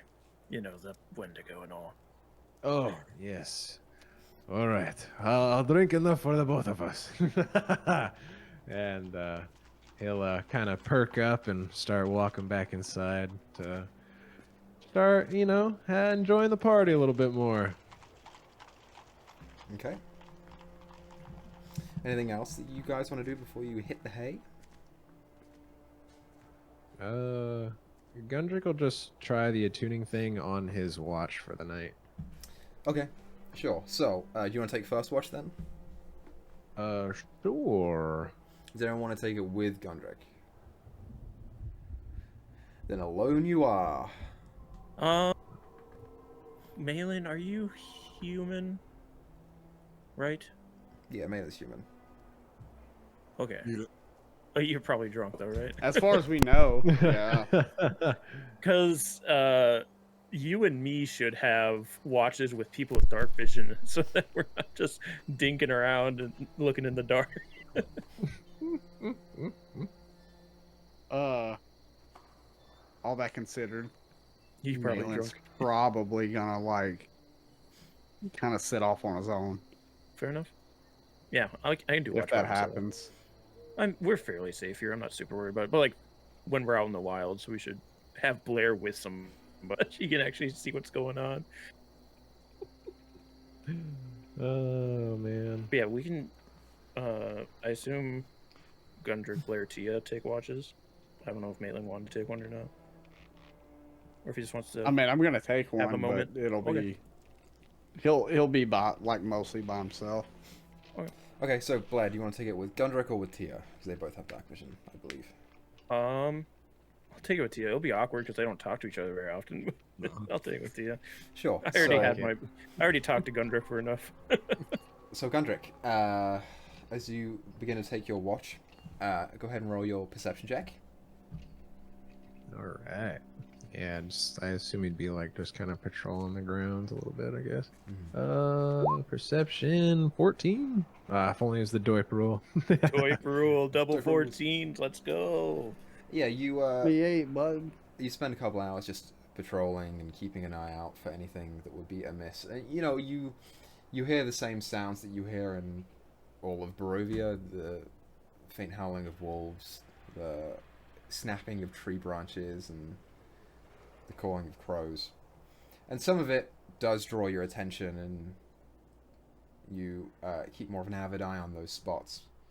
But half the time you're convinced it's just the realm fucking with you. In the midst of this, you focus down on the hilt of the blade that was passed from Roderick to Blair to you.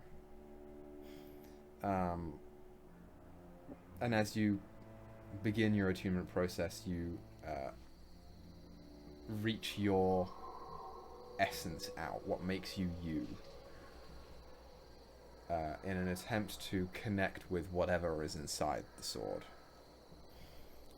And as you point it forwards and wait for a response or an interception of some sort, there is time that goes by with nothing, and you begin to question why. Is it upset that it's been passed through so many people? Is it upset that the job isn't done? Am I just not worthy to wield this? Am I not worthy to try and fight Strahd? Am I, every bit the coward that I think that I am? And, you bring forward these insecurities as well. You are a man who exudes bravado most of the time.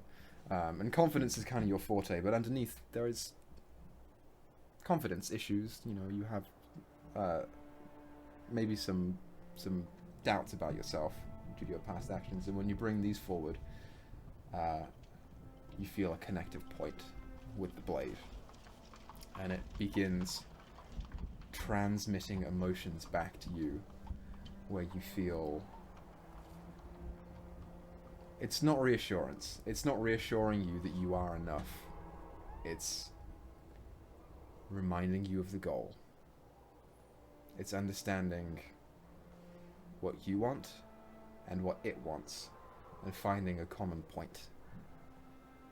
And you walk out at the end of it feeling attuned to the blade, not knowing if you are worthy to wield it, but knowing that you'll damn try to be anyway. Yeah. So I guess after feeling that connection too, while he's out there, I like he would try to, you know, kind of like actually swing it, like actually get it to activate. Does it work? Yeah, it silently, this thin beam of light erupts to a point. It is sharp, it is light, and it is radiant. Yeah, he like does a few practice swings, gets a feel of the weight. Just amazing. I never thought I could wield a weapon like, or I ever would wield something like this. Hmm. Well, sword. We will take care of your wish. We will defeat him. I promise you this. Better yet, he kind of like looks out, 1,000 yard stare into the distance. Got Babushka out there as well, and just kind of Babushka, ancestors, with this blade, we will defeat this menace, and I will return home. Someone to be proud of. And he just kind of clicks off the sword, I guess, after kind of setting that out, talking to the ancestors. Well, you know, putting it out to the ancestors, anyways. Mm-hmm. And I guess comes back in with his watch ended. Yeah, amazing. If the two of you, Blair and Gundrick, don't already have inspiration, add some on. Woo! Woo! All right, who is up next? Well, no one really said anything about preference. So I'm kind of taking mine last because We can go to he's like laying Blair. in bed, kind of thinking about stuff.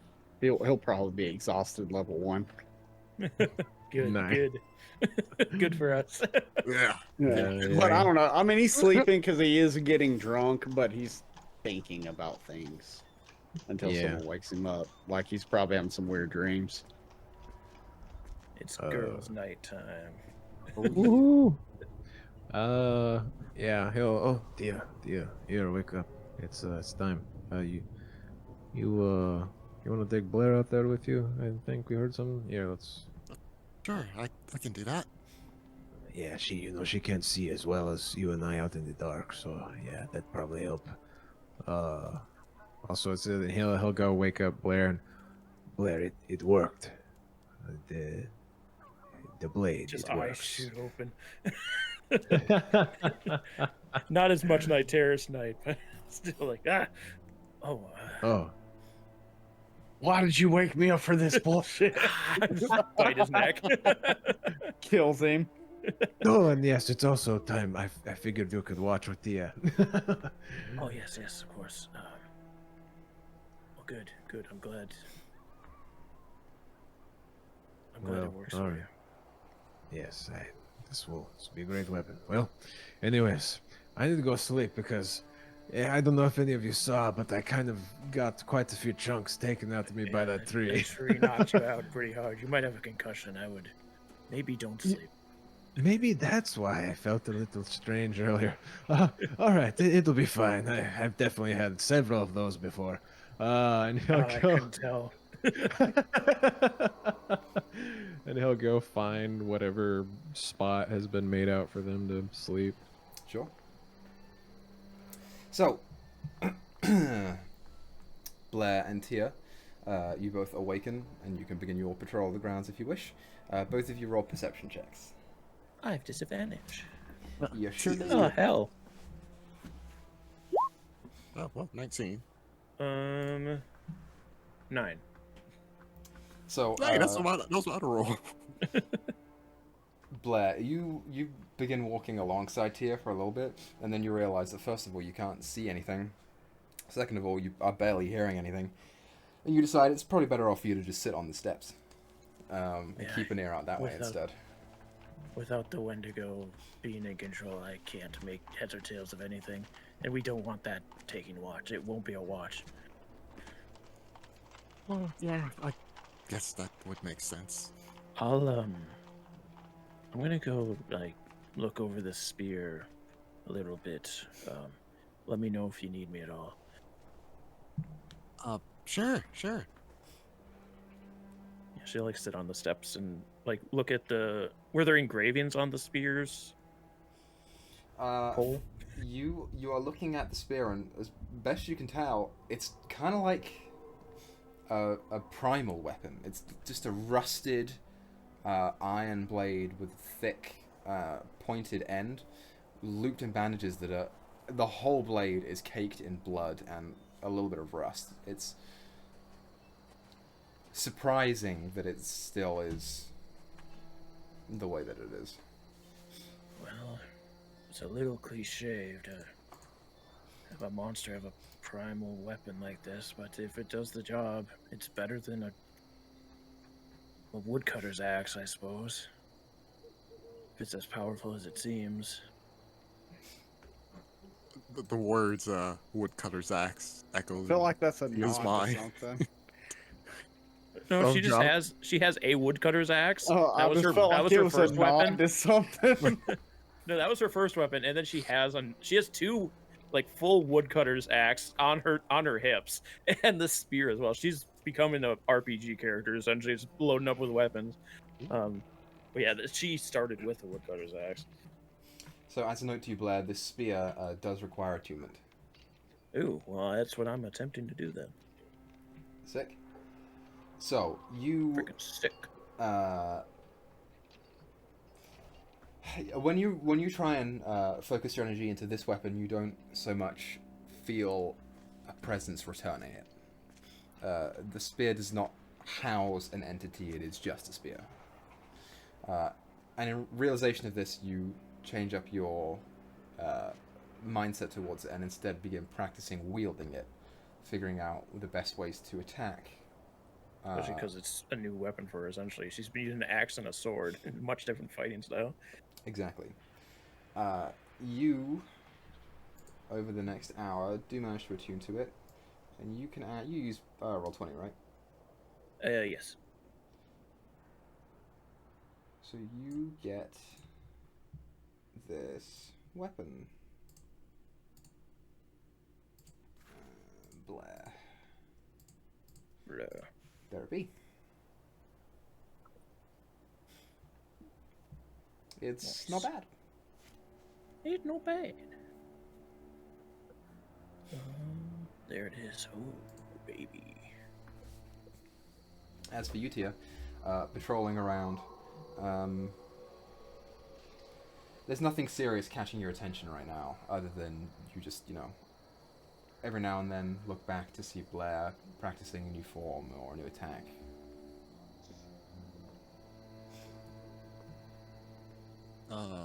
She's gonna take a peek since he's outside, inside the stables, just to see if Benjamin and Jeffman is doing all right. Yeah, you peek into the stables and you see the two horses lying on the ground in their respective stables. She nods, and yeah, she's just gonna keep watch. Sure thing. Anything else that you two want to do on your watch? I killed Tia. No. Oh, she eats the kitty. I got something. Say, Blair, do you have a favorite food of sorts or a favorite meal? Oh, don't bring up food. Now I'm gonna have to eat again. Well, you know, just small talk. Never get to do this a lot. That's true.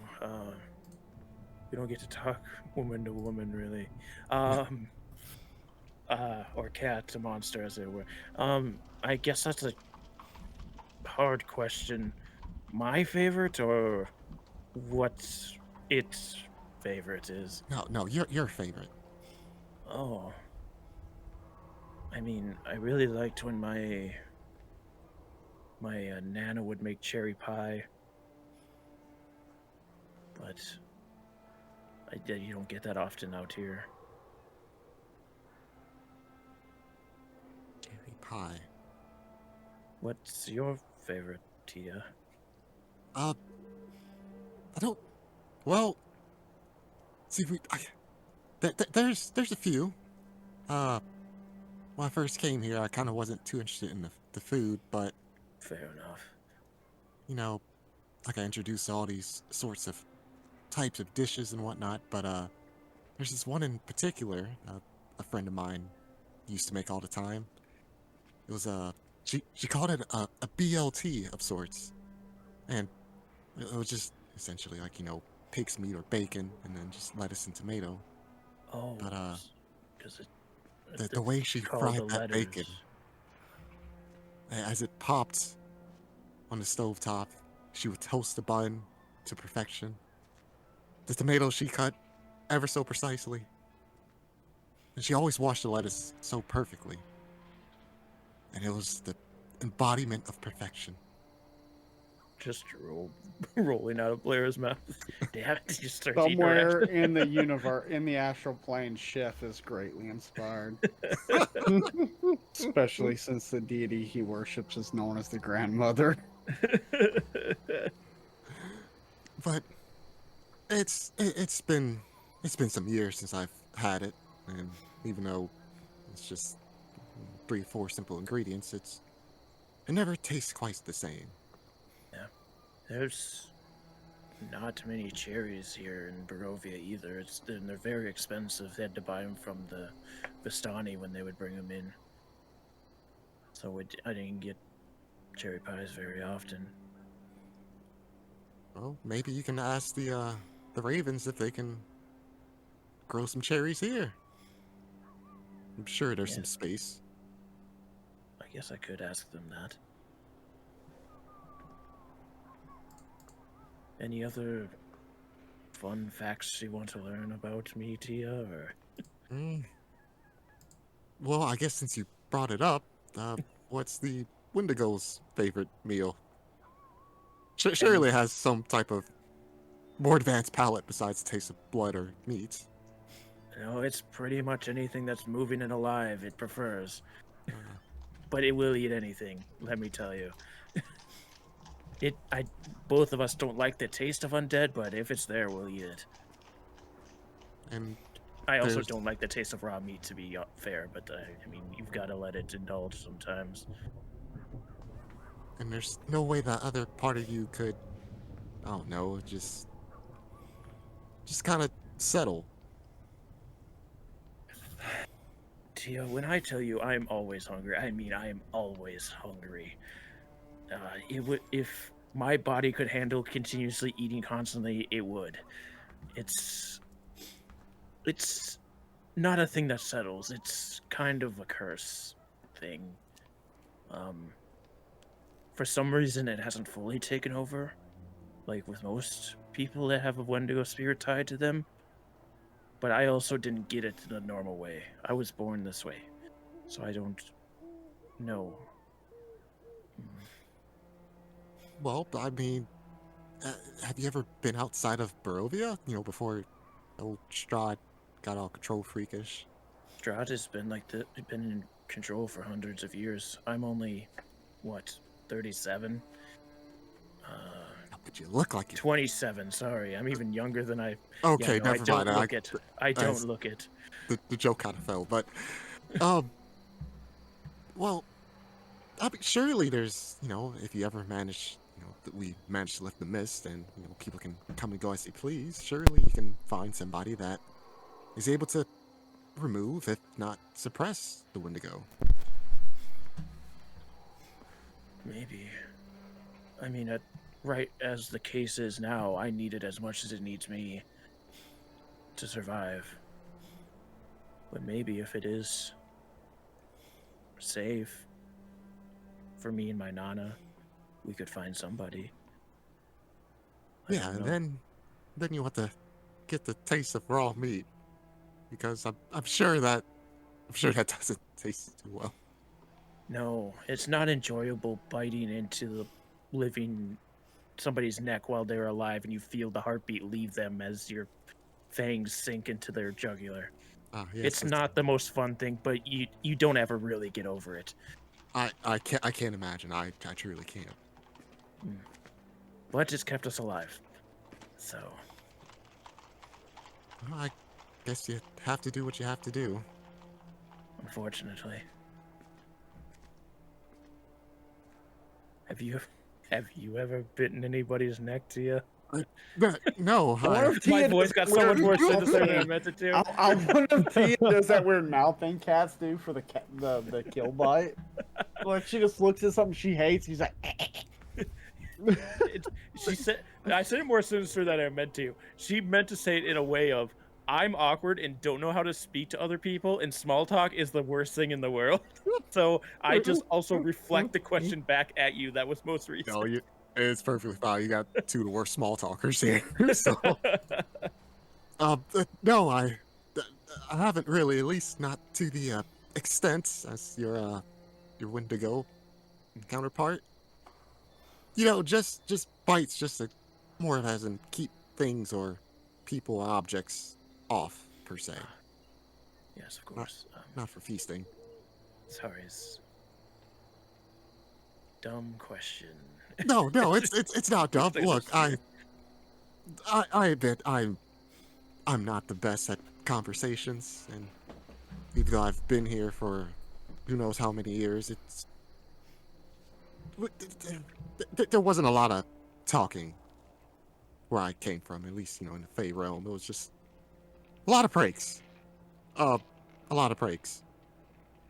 It's a lot of laughing, but if you got pranked, you weren't laughing. So That does sound. At least you had others to prank each other.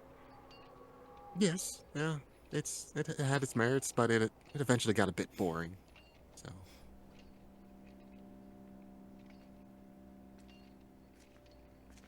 Well, maybe we wake up Malin now. Speaking of pranks, Oh, I've been meaning to get kind of, a bit of karma for good old Gundrick there. Cheer him up a bit. He always loves a good prank, doesn't he not? I thought you were gonna say Malin. What the fuck did Malin do to you, Tia? Like what the hell? No. Because do you want to make him pee himself like he did to Roderick?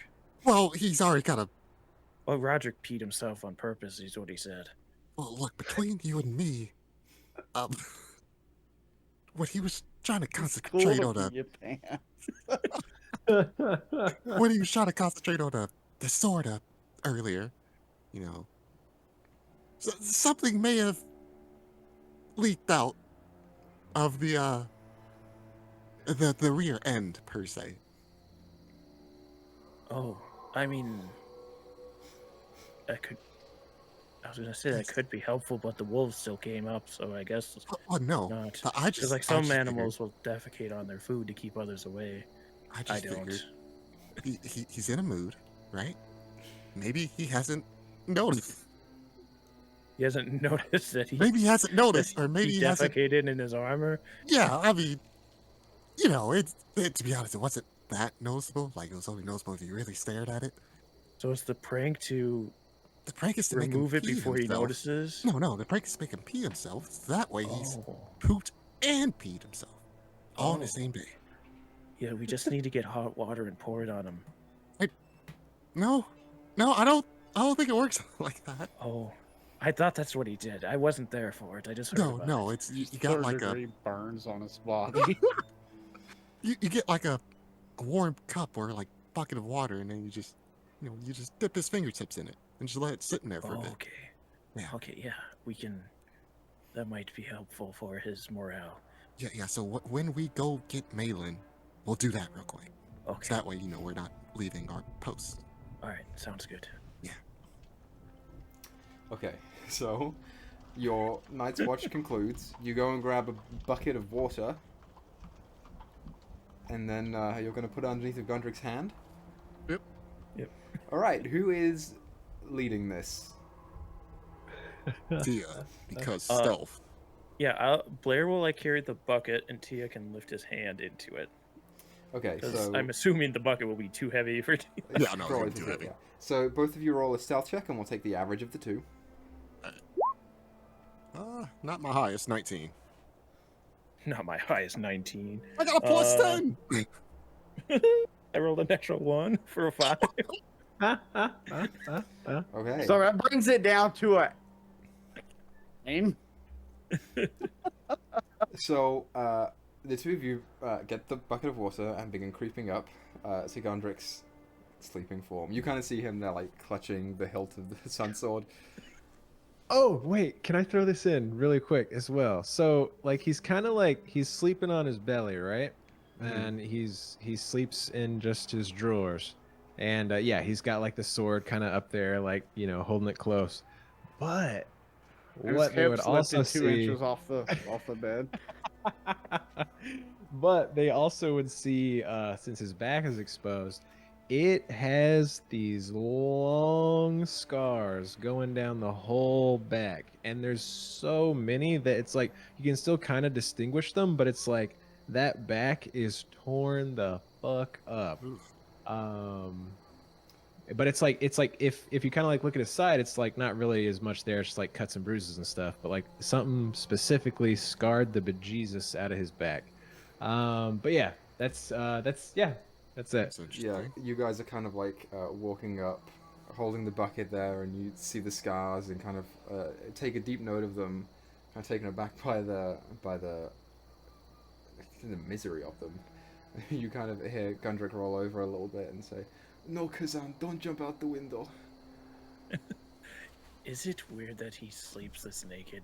I mean, he's been doing this for a while, and if something were to attack us, he'd just be in his undergarments.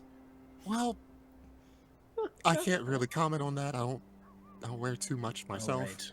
Yes, you just wear a little cape. And when It's a Rocket cloak. dresses you up too. I'll have you know, capes are a bit different.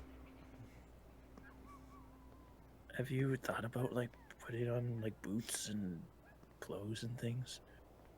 Who was your favorite? Why did you fearless start with hero? boots? I knew it. Why did you start with boots?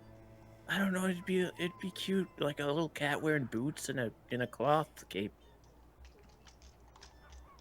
She narrows and her clothes. eyes. I added clothes too. How considerate. All right, lift up his hand so I can put the bucket under there. She just gingerly starts Then he will lifting pee on up the hands. floor. Yeah, you begin lifting up his hand, and maybe it's just the softness of your paws, but Gundrick, you begin kind of like half waking up out of your sleep. Oh,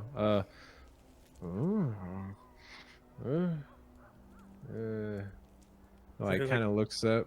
Stops. Do we kill him now? Oh, sorry. Reaction. Just throw the bucket on him. Reaction. Pour the water? Yeah, pour the water on him. I just pour the water on him. Is Got everything it, okay? got it. I bring She runs out the room. What the hell? both of them just run out of the room. And like realizing that he's now just soaking wet and there's this drop bucket on the ground or whatever, just like could he, as they were running out, did he like kind of get a glance that it was like Blair or Tia? Probably With the saw natural Blair. one of the you gotta you notice Blair. Oh, good camaraderie, you like to see it. A little wet, but you know what, it's meaningless. I'm glad they're Gundrick's wet. coming What? around. You gotta put the water poured on him. Well, you know, I've slept in worse conditions. Don't think back down. I don't think that worked, but we'll work on I it. think we got him. We got him in some type of form, yes. But we can do better next time. Okay. This is going to turn into a vicious cycle of multiple different pranks going on at once. Sword, if no one's ever pranked you, I hope you have that at least somewhere in your history. I don't know if swords can prank each other or if you went to sword school or anything like that, but it's a good time. Anyways, it goes back to sleep.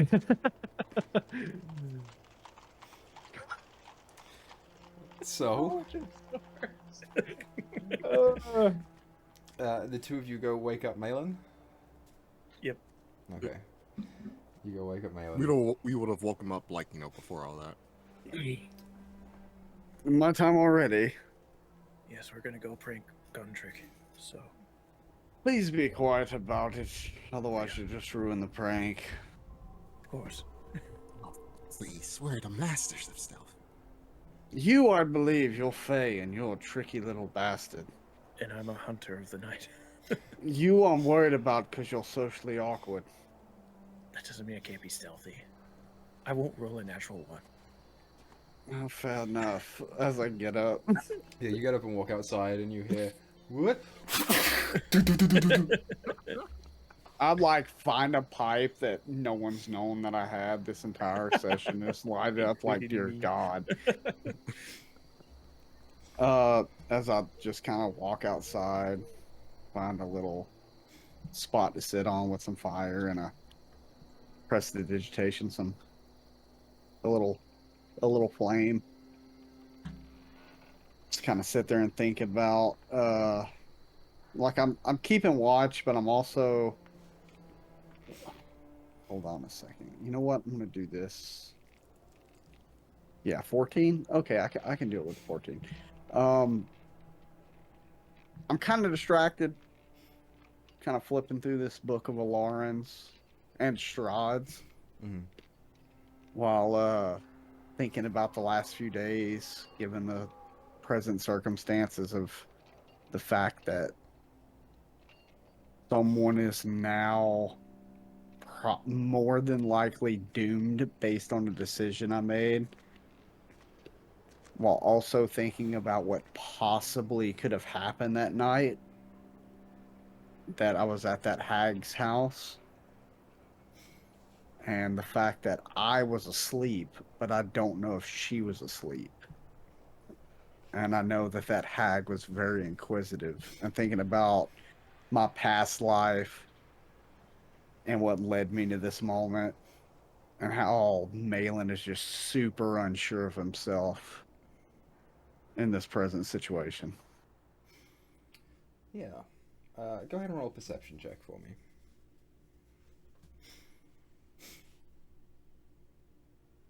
Perception?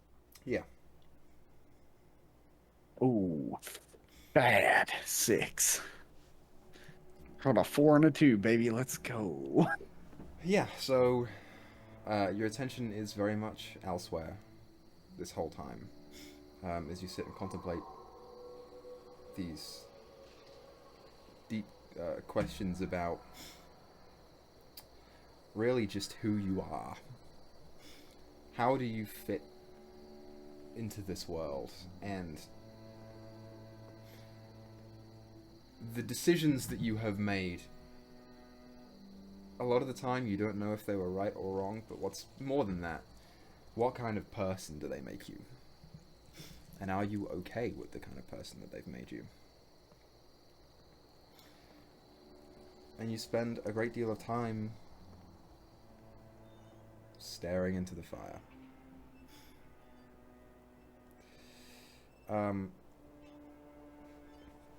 Your contemplation is broken by a creature that walks up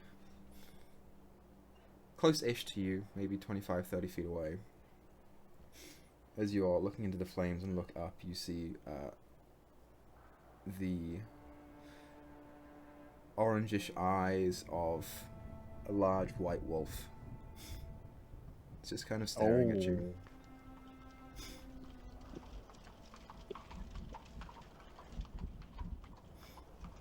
You here to judge me too, right? Based on the whole Holaran incident. It's just staring. Nah, why do I even bother? He kind of takes a look around to see if anyone's around. You don't see anyone. You know, since you're the only one here, what's the harm? I'm a street performer from, taken up off the streets. I don't even know what the hell I'm doing here. A couple of Vistani people show up some royal bitch's castle.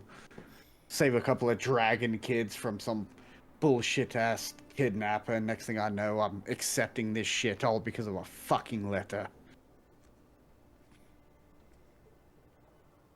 Just stares. Pulls this letter out from his vest. Mm-hmm.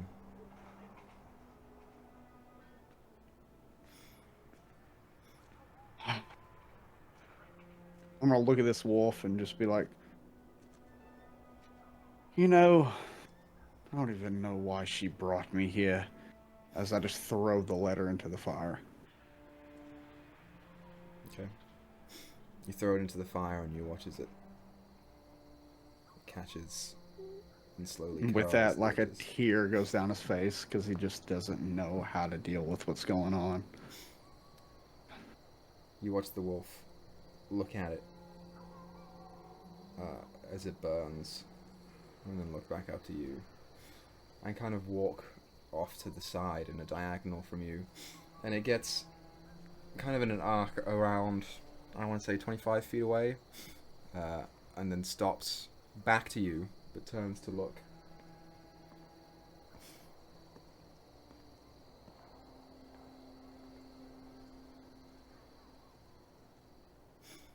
It walks a little I'm further. sorry about the Lauren. It walks another 5 feet away and stops and looks back to you.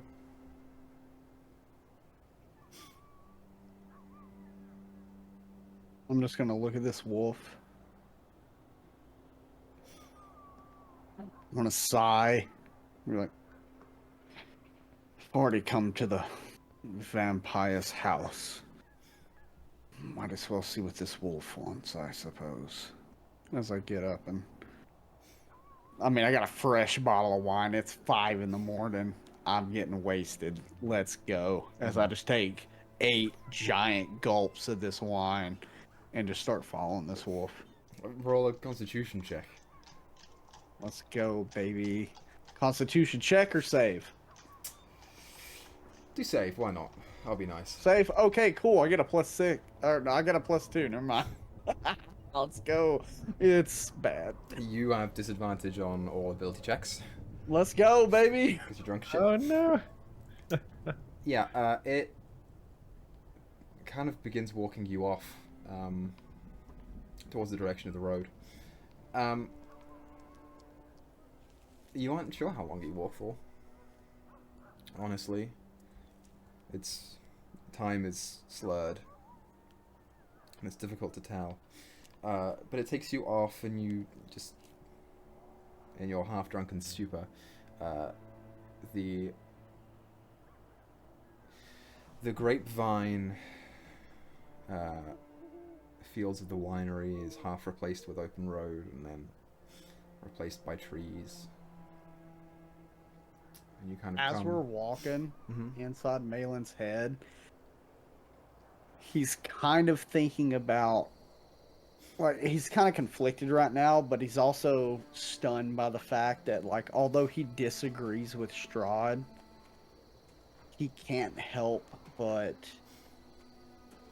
wonder if he himself is a certain type of Strahd based on certain similarities between the two of a lost love and how they've reacted to it. And he's just thinking to himself, am I really any different than Strahd? Sure, I'm not subjugating an entire land and wanting to rule a nation and possibly a world, but have I actually dealt with this perceived loss deep within myself?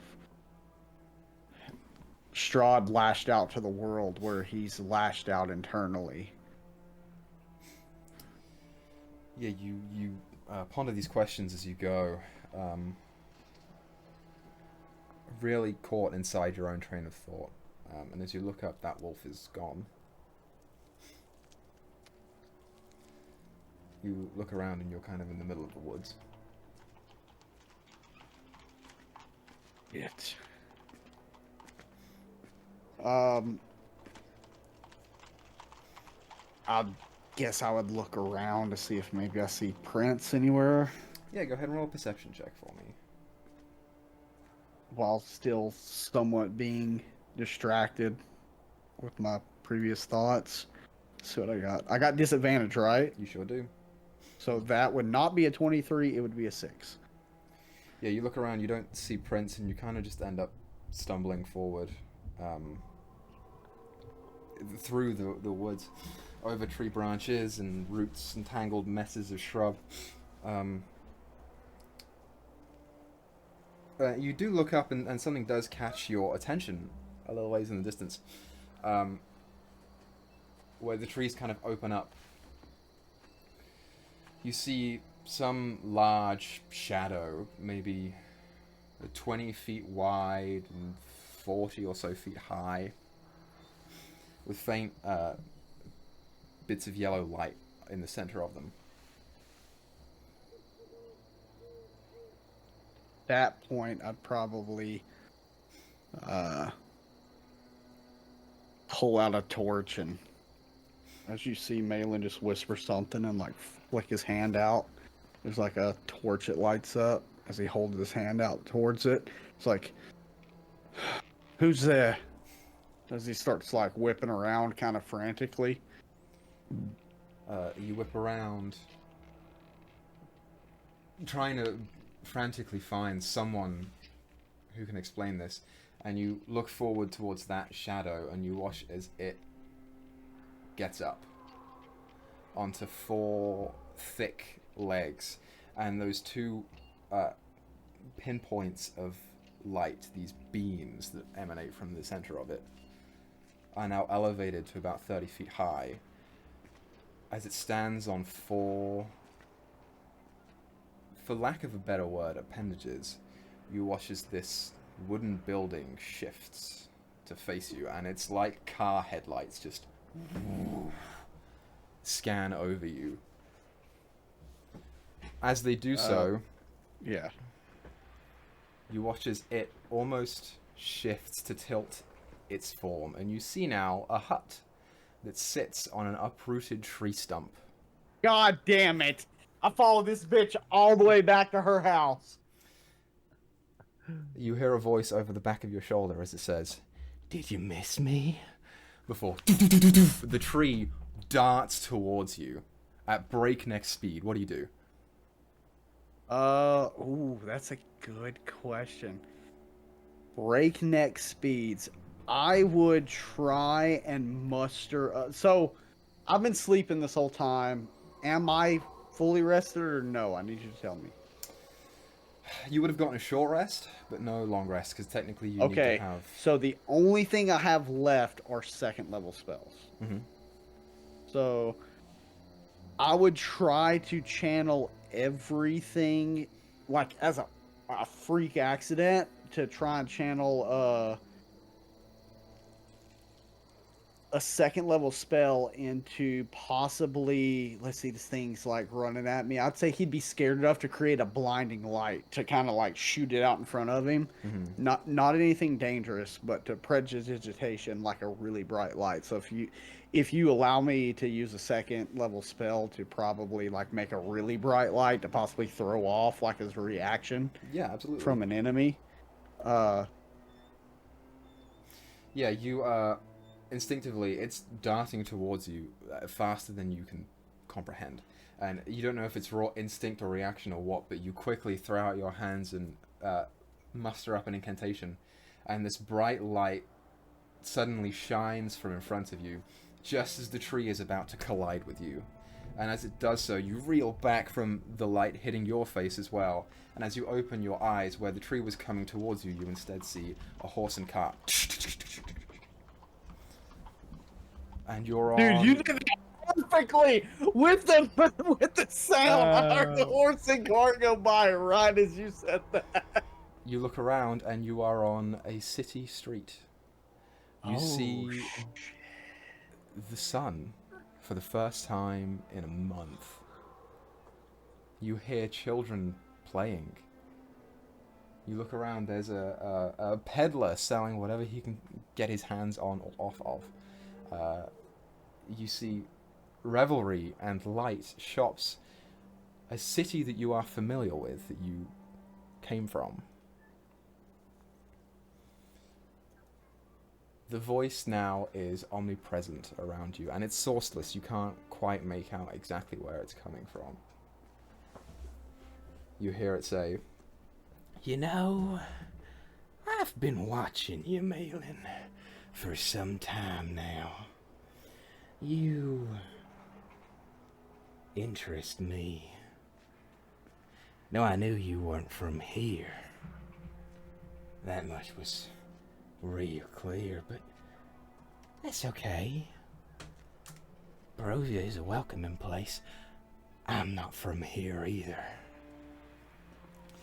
and you watch as, trudging along towards you, you see a beautiful auburn brown horse. And sitting on the back of it is a woman, someone from your past, no one super important, but someone that probably caught your attention at the time. And you hear her say, "Oh, she's pretty. What happened there?"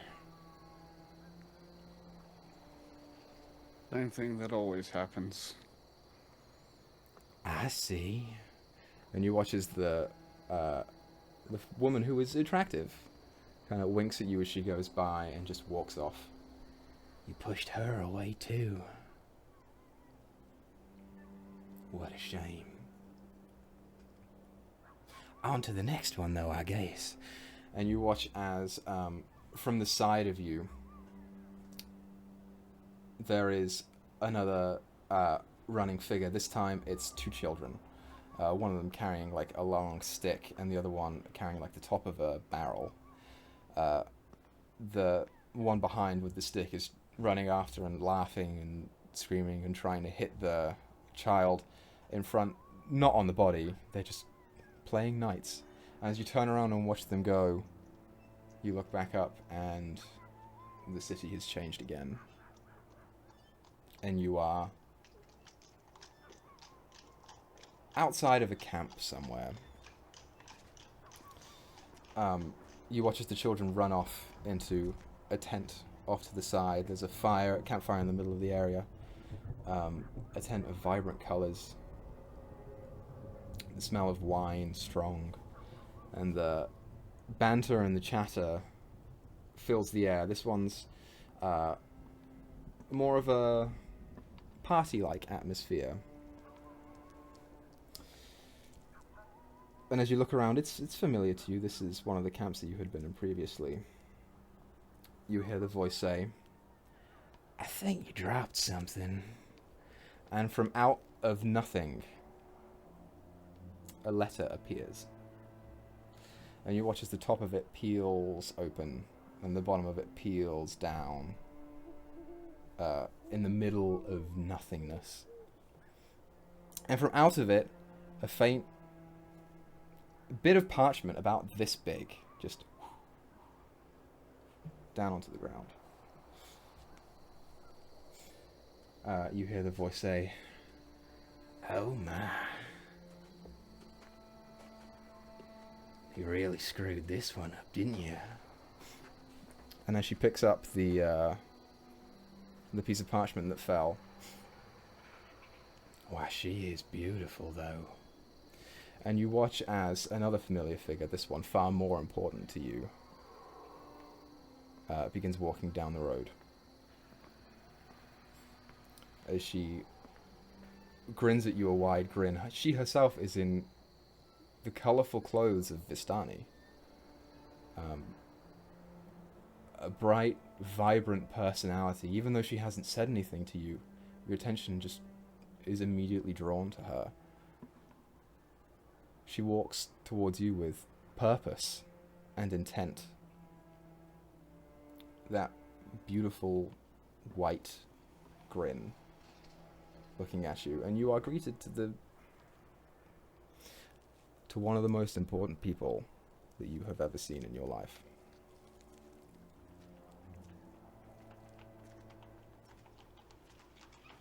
Take me away from this, you vile bitch. I don't need to go through this again. The woman in front of you, still grinning and kind of standing there, arms on her hips in a cocky but knowing stance. She begins to speak, and instead of the familiar voice, you hear that wretched old lady voice that comes out once again. But you see, I am just having so much fun, and you went back on a deal that I cannot forgive.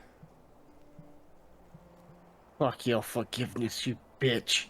And I'm going to just straight up, like, as much as it's gonna hurt both me and Malin,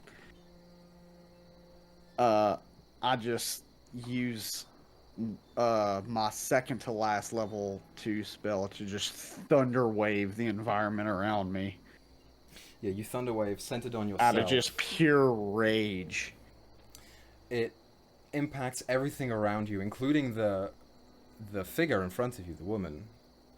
And as the energy blast goes outwards and the thunderous boom can be heard, it passes straight through, and she just is still grinning. You hear her say, My oh my, that is not nice.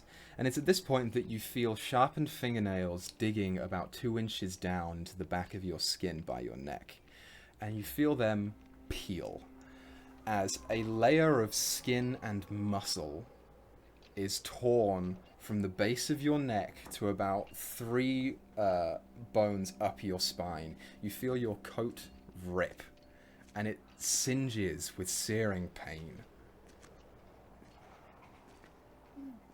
Yeah, I would, Malin would definitely yell at that kind of pain. Yeah, I mean, he is a soft boy. you scream as loud as you can. And the figure says, But I suppose you are good at driving them away, huh? and as you're kneeling down now, just focused on nothing but the pain, you look up and you see the woman turn, and where she turns, there is a face and a figure in her back. She turns, and you are looking at a familiar Barovian woman. As the environment around you changes to a town of shoddy houses and spiderwebs, a faint layer of mist around, and the dark sky returns. You stare back at Arena, and you hear the voice say, You know, this one, she was kind of fond of you. But then again, put it this way. Your previous lady, the one who wouldn't sign her name, said that you were like gravity. That wherever you went, people couldn't help but get drawn in around. I think that's a beautiful analogy, Wade. I mean, Malin. No. But you know the thing about gravity. Things are crushed under pressure. There's only one way out. and you watch as Arena picks her leg up onto a barrel and kicks it down, and from within, a bunch of wine just drips out onto the ground around you into a puddle. Red wine? Oh yeah. Oh, yeah. You look down to see your reflection, and instead of your own reflection, you see the chiseled face and sharpened fangs, the long black hair of Strahd von Zarovich. As he looks back to you and says, You know, Malin, I had my sights on Elaren and Tia and the pitiful tree creature. But the truth of the matter is, none of them were quite as alike as me, as you are.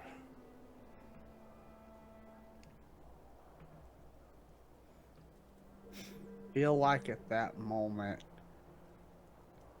Malin would probably break down into tears and drop to his knees while punching the wine puddle. You Like just hammer fisting it. Yeah, you just routinely smash your knuckles into the ground, and you're hitting a hard surface underneath, to the point where you look up and you're not sure if it's the wine or if it's blood that's now caking your knuckles, but you feel pain. You see Strahd say, "Come now, don't be like that. Where is your heroic spirit?" And he reaches his hand up through the wine to grab you around the neck and pulls you into the puddle. And you flip. And you are now looking at an empty red void with nothing but Irina there and the other woman. And Strahd kind of circles around the outside of them. They're a good 20, 30 feet away. He says, "Well, we all know what happened to this one," as he kind of runs his fingers down the side of Irina's face. "She was beautiful in life. And now, because of your issues being attached to anyone that you really care about." You watch as he, with one hand, grabs the temple and yoinks it down to the point where you see the veins in her neck burst and the skin begins to tear. And he bites and pulls. "You have sentenced someone to death. Someone that actually gave a damn. What a pity. She's all mine now." And you watch as he grabs her by the hand and spins her in a dance and lets her go. And she just spins off into the distance. "As for this one," and he turns and circles the other lady. "A Vistani. Beautiful. You do have a good taste. I wonder where I might find her." Don't forget your deal, you piece of shit. "And what deal would that be, Malin?" That you wouldn't harm a Vistani so long as they wouldn't harm you. You know, this is an interesting point. But you see, since your being here, all you have done is made me stronger. You and your pitiful little allies, you have given me Irina twice. You have died trying to stop me, some of your friends more than once. And now I am culminating power, breaking down the mists so that I may extend my reach to Daggerford and beyond. That's your fault, Malin. And the Vistani, I appreciate the Vistani for what they have done for me. But if my realm is to expand, what use do I have for them anymore?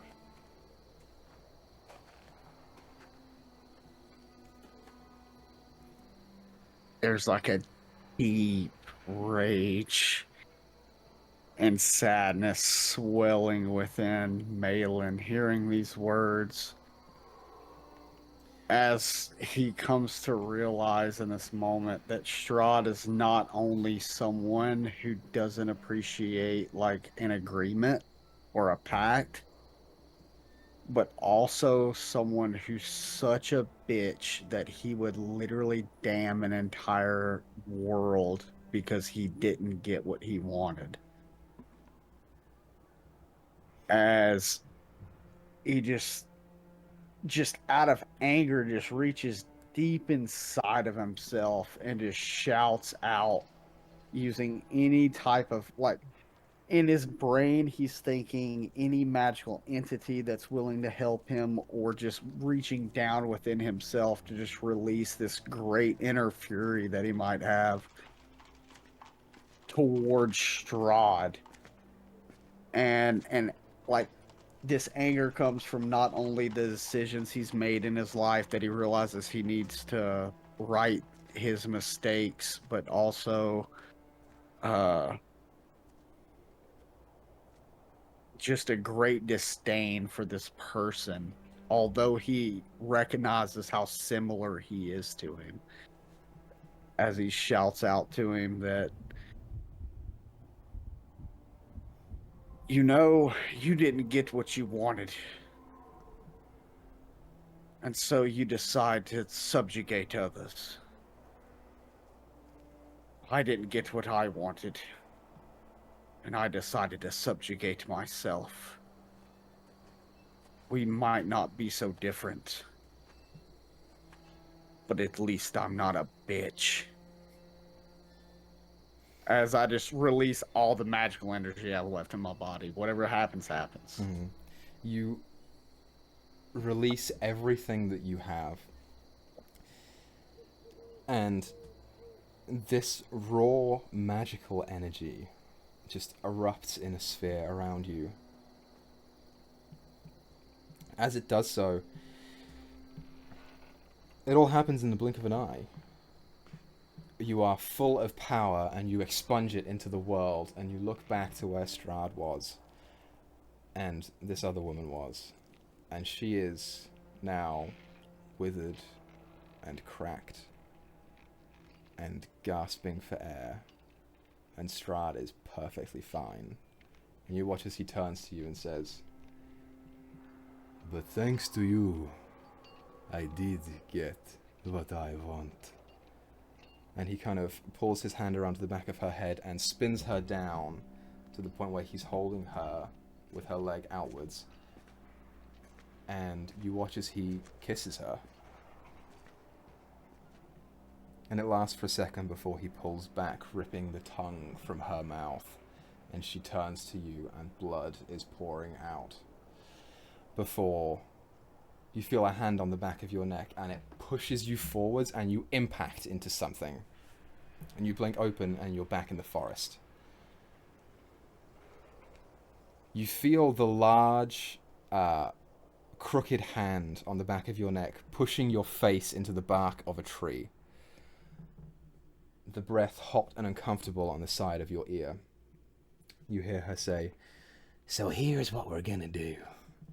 You owe me some repayment for what you didn't do. And in return, I'll let you live. Now this repayment is non-optional and very, very painful. So if I were you, I'd grit your teeth and bear it as best you can. Or, better yet, why don't we remove that silver tongue after all?" Oh no. as your head is pushed into the bark of the tree, you feel the spiny fingernails reach up into your mouth and pull the side of your lip down. Even as you resist, you feel the tip of your tongue begin getting heavier and harder, and the sides of your mouth and your teeth matching the consistency of what you're pressed into right now. Can I try to stab her in the arm with my dagger? You sure can. Go ahead and roll an attack. Oh, let's see what happens. Come on, baby, love me. Oh, that's a nat 20. Is it a nat 20? No, No, it's 25. It's a 25. No, but that you darn does kids hit. and rolling advantage every time. Huh? That does You hit. darn kid. It'd only be 6 piercing. Yeah. I'm just trying to get her hand to release from my tongue. You deal 6 points of piercing damage. As the blade impacts and you see this dark ichor begin pouring out of the side of the arm. uh, your tongue is still growing this infection on it down the side of your jaw and the base of your neck, and you feel yourself unable to talk. As she kind of looks back, and now you see the mangy face and the gnarled yellowed teeth and the bright orange eyes. It's now that you make the connection. The wolf you saw before had grey eyes. The wolf you saw now had orange eyes. Oh, it wasn't just the flick of the fire and the reflection. Holy shit! Sorry. Okay. You hear her, "How rude." And she punches you in the square of the back. And it hurts a lot more than normal. Because half the layer of your skin has been torn off. As she pulls her hand back, you feel infection spreading from that point as well. And she kind of grabs the back of your hair and drags you through the ground and throws you up to the side of the tree. It's from here that she pulls out the dagger from her arm, and she's going to try and jam it into your foot. Unless you're doing anything. Damn, what can I do? Let's see. I mean, I can silvery barbs that bitch. The silvery barbs require a verbal component. Oh, well, I did use the last bit. Oh, that's also true. of my You did. magical energy, so it's true. I wouldn't be able to do that. The only thing I could do is hurry up and, like, pull out my crossbow to shoot the hand the dagger's in, but that's all I would be able to do. You sure can try, so I want you to roll initiative Okay. against hers to see who goes first. 12. Ain't gonna be good. You unfortunately do not beat her. She's going to try and get the dagger into your foot. That's 17 to hit. Oh, yeah. Yeah, she definitely hits. As it impacts through your boot and down into the ground, pinning your foot onto one of the roots of this tree. You go to scream, but no sound comes out. You just feel the pain. And from there, your toes and the top of your foot also begin to spread to bark. As she kind of puts her arm on the side of the tree next to you and gets in real close. You're gonna stay here as my prize, as my bait. And I'm gonna lure your friends in with you. And then you're gonna watch as I tear them limb from limb from limb. And there ain't nothing you can do about it. And that's what you get, Malin, for betraying me. You understand? I bring one of my... Knowing I can't speak, I just bring one of my hands, like in pain, to just flip her the fuck off. You pull it forward and flip her off as bark begins spreading out and encompassing your hand there, to the point where all that's left of you visible is kind of the top of your head and one eye, your hand that's flipping her off, part of the side of the ribs, and part of one of the thighs. As she kind of leans in, she says, Pleasure doing business with you, Malin. This next part's gonna be fun. and she kind of just floats up and past you into the tree. You are pinned to this thing, and you feel yourself lifting up and moving forward as you're attached to one of its legs.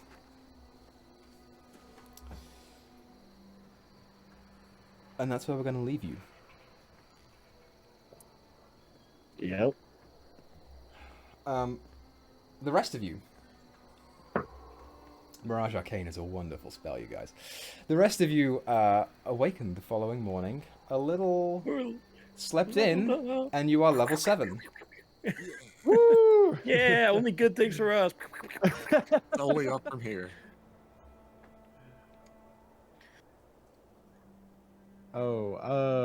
So one thing I want to say, as Gundrick gets up, he's like, kind of wakes up, starts trying to like put like gets his clothes on like have I gained some weight or something? It was a little tight, and then I don't know. And then he tries to put the chainmail on. He's like, oh, this it's kind of I don't. I mean, I guess I have been swinging a lot of weapons and. Well, I guess maybe my muscles have grown, and he like tries to flex, and you kind of like hear the chainmail kind of strain a little bit. He's like, oh no, I don't think this is going to work that well anymore. And you like see like a chain or two like ping, ping, ping, like shooting off. Like, oh, okay, no, this is not going to work for me at all, and like takes it off. Babushka, has this ever happened to you before? I don't know. I'm I think confused. bro. Are you going through a second puberty? I don't know. I guess difficult times. Yeah. I mean, I don't hate it. He kind of like starts flexing, looking at it. I don't think that's going to work for me anymore. Hopefully I can make it work without, I guess. And he'll take the chainmail off and go look for everybody else. Sure. You find Blair and Tia. Oh, Blair, Tia, where's Malin at? I haven't seen him since last night.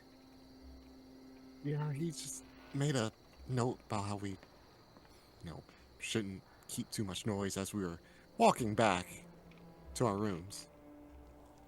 Oh, yeah, he'll be like, like tries to do like a really bad side wink. What? Is your face hurting? Oh, you Yeah, you didn't have any sneaky accidents dicky. last night, did you? Yes. I woke up and I just pissed all over myself. It was crazy. You should check your bladder, probably. Oh, yes, I definitely should. I also let a big one rip last night, so no need to worry about anything else.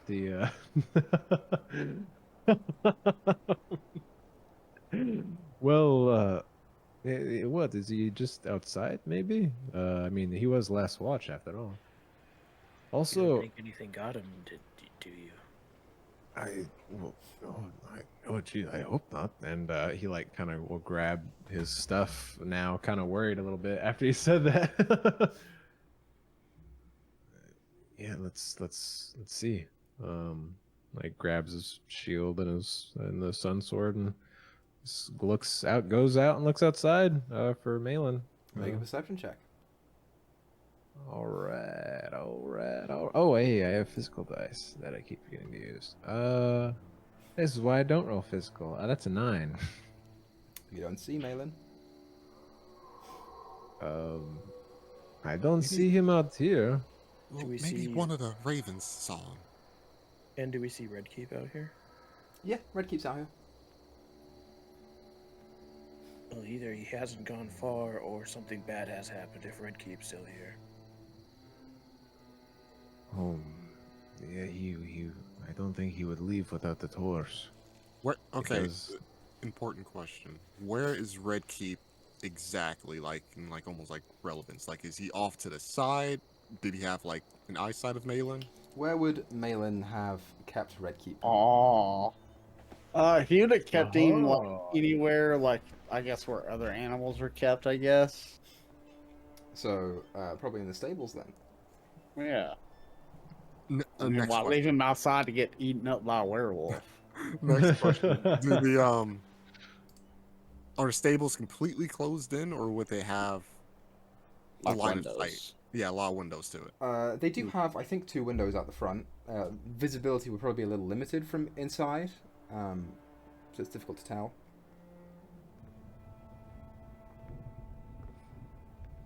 I definitely think we should ask the ravens first.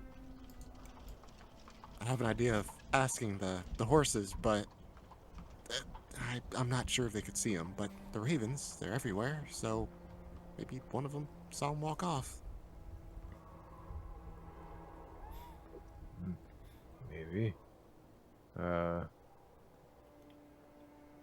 When you say ravens, do you mean the actual ravens or the Martikovs? The Martikovs, preferably. Oh, burn it. Okay. Oh, I wasn't sure, yes, because you do talk to animals sometimes, so... yes, starting to regret it every day. uh, Mar... Old man Davian? Martikovs? Anyone? Yes. Did Malin ever come in from his watch this morning, or did you see him leave? We haven't seen him around here, but his horse is here, so I assume he's not gone far. Oh boy. Do we think this has to do anything with his problem? Drinking problem?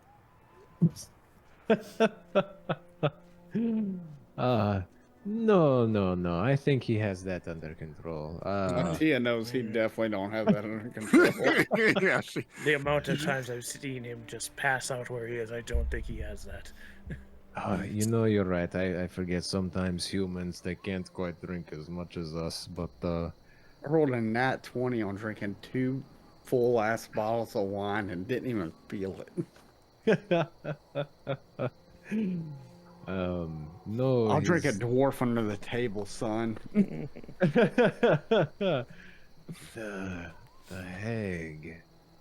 I mean, she is nearby, yes? At least in these woods.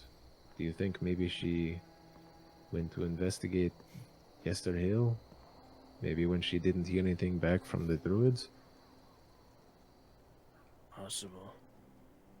Or gods, I don't know. Maybe he just got eaten by wolves, or where is? We have to find him.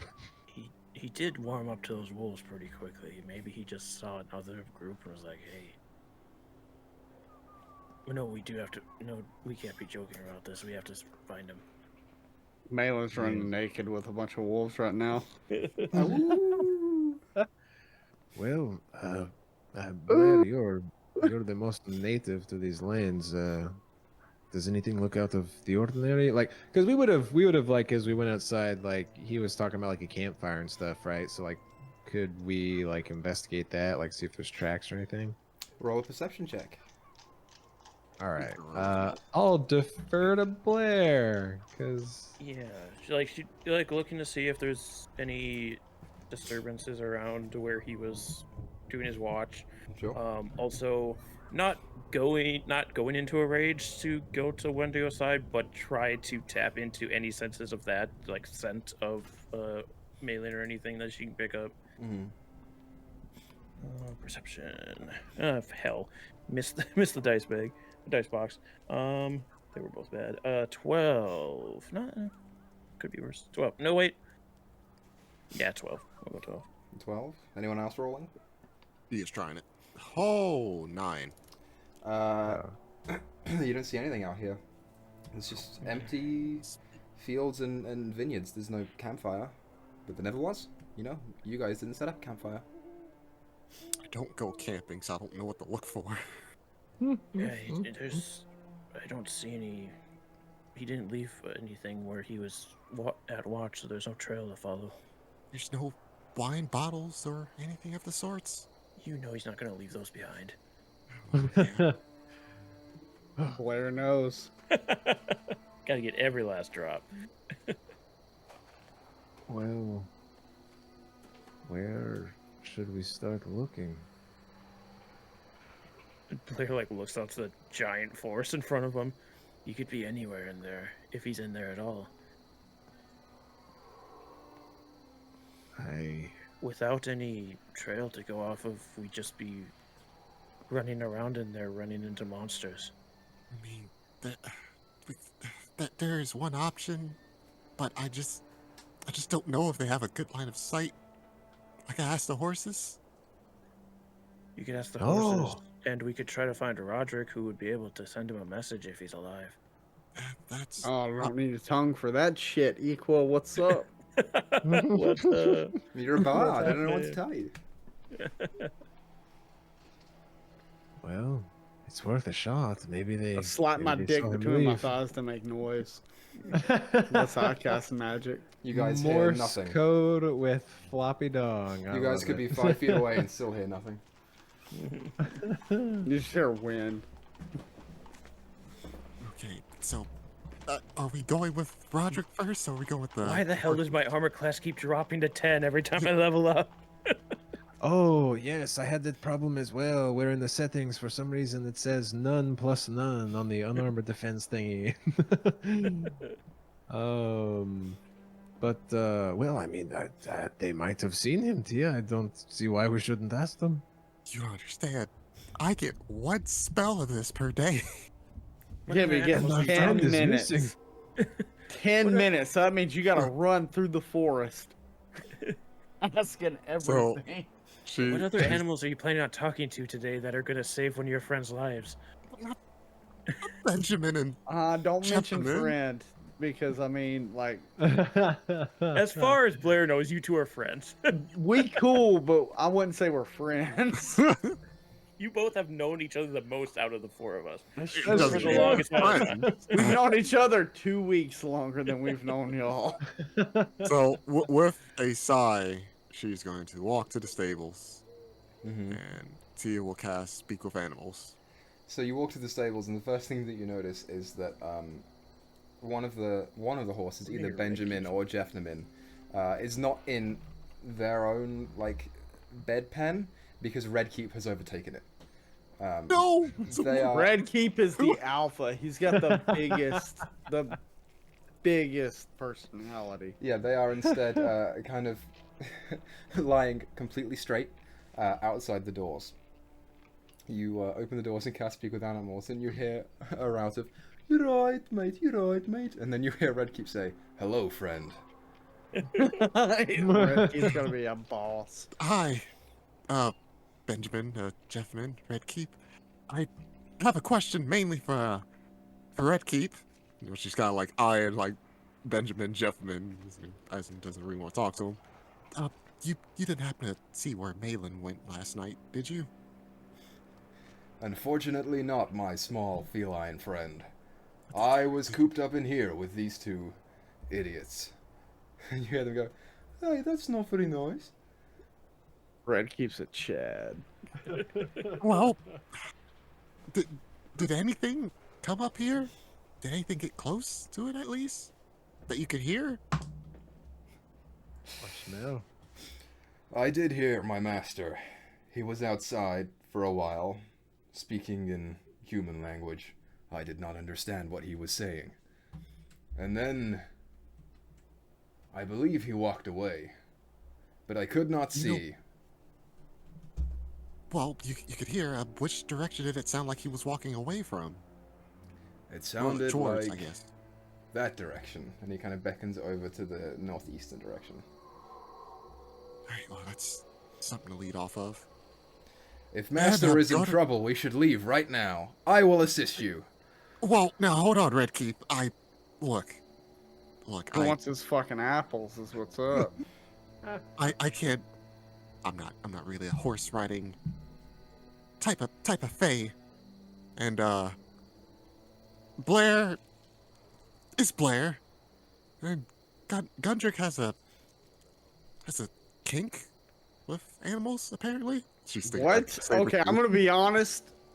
He is probably the only person Malin would want to ride Red Keep. I was about to say, it's like we forgot that Gundrick rode Redkeep, aka Jeffrey, at the time, too. Yeah. The castle. Fuck Gundrick. There was also.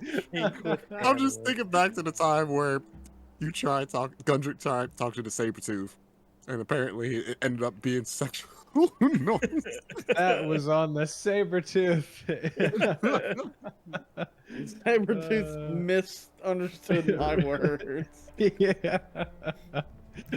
Redkeep is like, "Do not worry, small one, for no one has to ride me. I am perfectly capable of walking by myself." That's great, Redkeep. but you haven't really been in any fights. Is kind of what I'm hinting at here. Oh, Red Keep ran down a dragon. She doesn't know that. You She see- don't, but Red Keep's got some drive. You see Red Keep get real steely-eyed right now, and he says, "And who are you to stop me?" Oh no.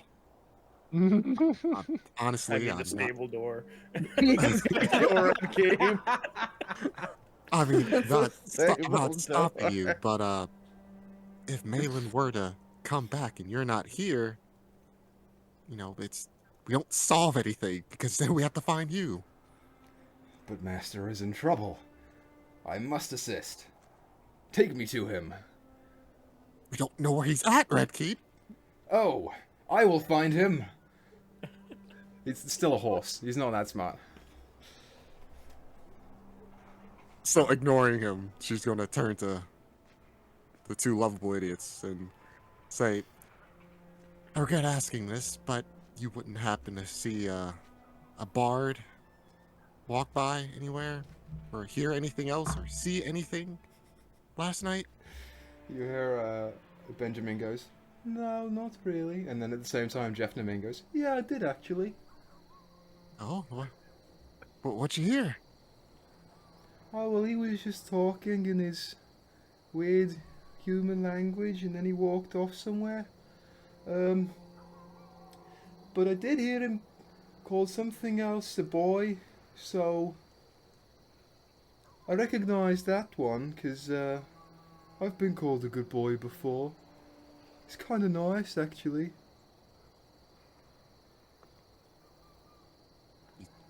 He called something a good boy? I think? I don't Come really on. remember. Come on, think a little bit harder.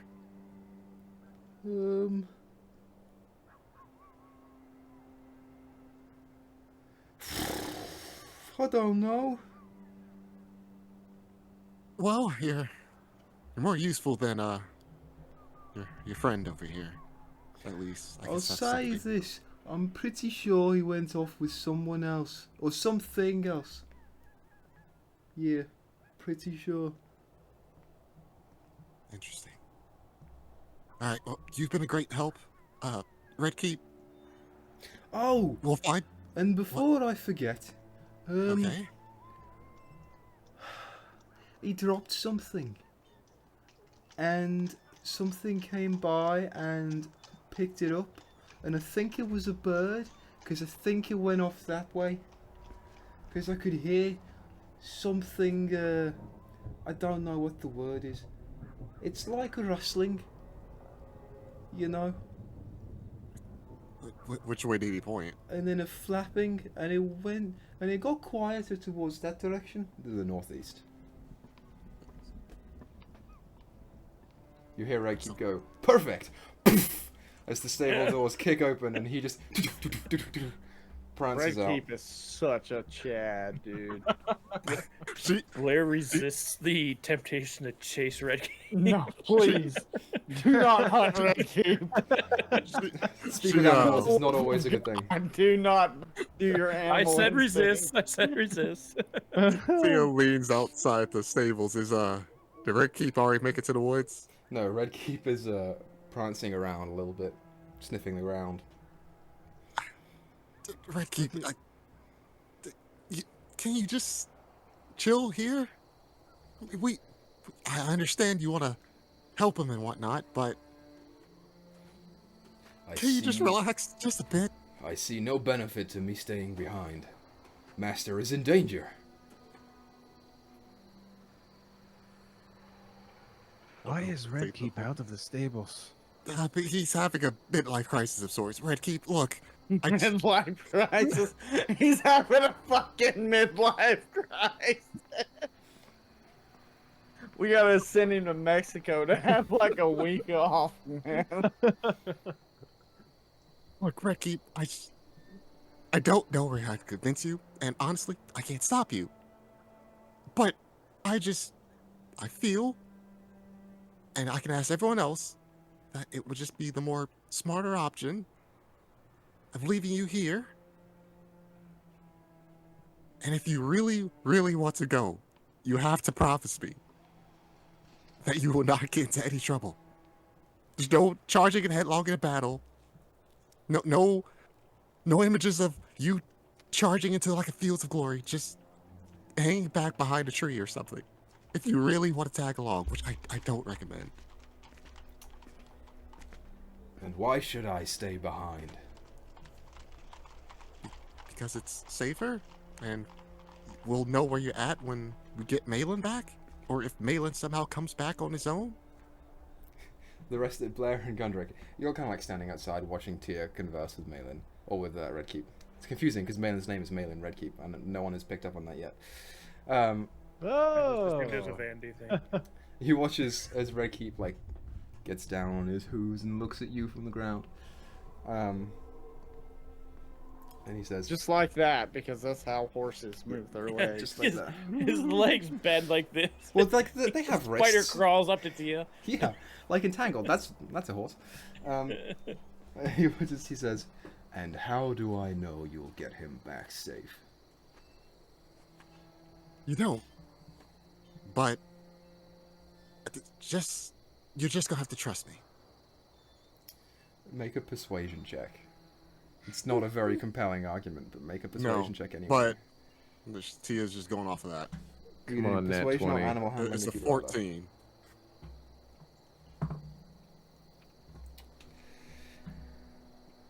I see. Very well. And he just trots back into the stable, and you hear him say, "Move!" And one of them go, "Aww." Before there's a faint scuffling of hooves, and he just lies back down. Fist fights the other two. Stands up on his hind legs. Blop, blop, blop. Before she closes the stable, she says, we'll try to be back as soon as we can. I'm trusting in you, cat. Don't let me down. Is that a threat? Yes. Oh, You were no. saying I'm threatening. What did back. Ricky say? Ricky said yes. Yep. She slowly pulls out the staff and unwraps. He slowly begins unwrapping it. Yeah. This is Instantly, spook him a bit. instantly, all three of them are like, "No, not the staff." Then no threats. And then she slowly begins wrapping it back up. Yeah, you wrap it back up and you close the doors, and you hear one of them go, "She's pretty scary when she wants to be. Oh, I'll say." And you Better just so walk off. wasted. Yeah, that's your speak with animals. The only thing that you hear here is the chatter of ravens above you, but you know. Yeah. Well. All right, Tia will go over to the group. All right, so I talked to the horses. Thankfully, they're all gonna stay put. Apparently, they heard Malin talking with somebody or something. He referred to him as a good boy, they say. And then they walked off with it towards northeast. And also, apparently, he dropped something and something from above swooped down, picked it up, and also left that same direction. Oh, like a bird? Wait, if it was, did you talk to the ravens? They're birds. Maybe they know. Maybe it's their friend. But why would it? Okay. And so she's gonna quickly look up at the ravens and kind of wave them down. Yeah, you see a couple of them just float down. Did any one of you guys pick up something from here last night, from the campfire where Malin was, and fly off towards the northeast? You hear a round of like, "No, no, no, no, no, no." Is any one of your group missing then? You hear the same reply again. Just a bunch of no's. Did they see anything? Yeah. No, they're all saying no. Well, ravens don't usually fly at night. Oh, I don't know that much about birds. We don't have many on the ground. So we can rule out it wasn't a raven. More than likely. Might have been an owl or bat, but they don't really carry things. No. So, did the horses say where he ran off to? At the northeast. Into the woods. Oh shit! Northeast, isn't that in the kind of in the direction of the castle? Castle Ravenloft, yes. Or Valaki. Yeah, I mean, I guess maybe it wasn't the hag. I mean, she last we knew she was to the southeast, yes. So, oh no, oh, what if maybe Strahd sent some of his little vampire minions to maybe steal one of our number, take him and torture him in Valaki or something? This is possible. Yeah, it's a thought. Well, maybe if we investigate the direction the horses say that he went, maybe we can possibly pick up a trail later, maybe? It is strange that we don't see anything here, but maybe something might turn up further along. Don't you just find it a bit odd that they said he said good boy and then walked off with something or someone? Like, don't you only usually say that to, I don't know, animals or dogs, cats? I haven't said that to anybody. Or anything. I I asked the don't wrong person then, I'm sorry. She was necessarily like, know if I've run into that before. I did not have many pets as a child, but I could see how you would call them a good boy if they were a good, fierce pet. I mean, the only animal that I know he really had any interaction with was that freaky wolf that just, like, took the staff. That was very odd. Uh, he hasn't really run into any other canines, if this is what you say is common to call them. so, but let's say that wolf did come back. Why would he just walk off with it without telling us? That does seem very alarming. Although, I mean, I guess it was strange. Maybe he thought it was an ally or something that could lead him to, I don't know, some sort of thing. Showed some intelligence, yes? Well, he knows we're supposed to be taking out the hag. He can't be leaving, unlike, Roderick, but Yes, both of them left at a very inopportune time when we decided to not save somebody and stay together to get stronger. it's actually very weird when you think about it. It is very counterintuitive to what our plan was, but what can you do? Life is life, I guess. Well, if it's the only lead we have, I mean, as far as we know, I mean, is the hag in particular a threat to us? I mean, I know obviously to help Malin we do need to deal with her at some point, but if something else has taken him, that would be a more pertinent thing to deal with, yes? I think so, yes.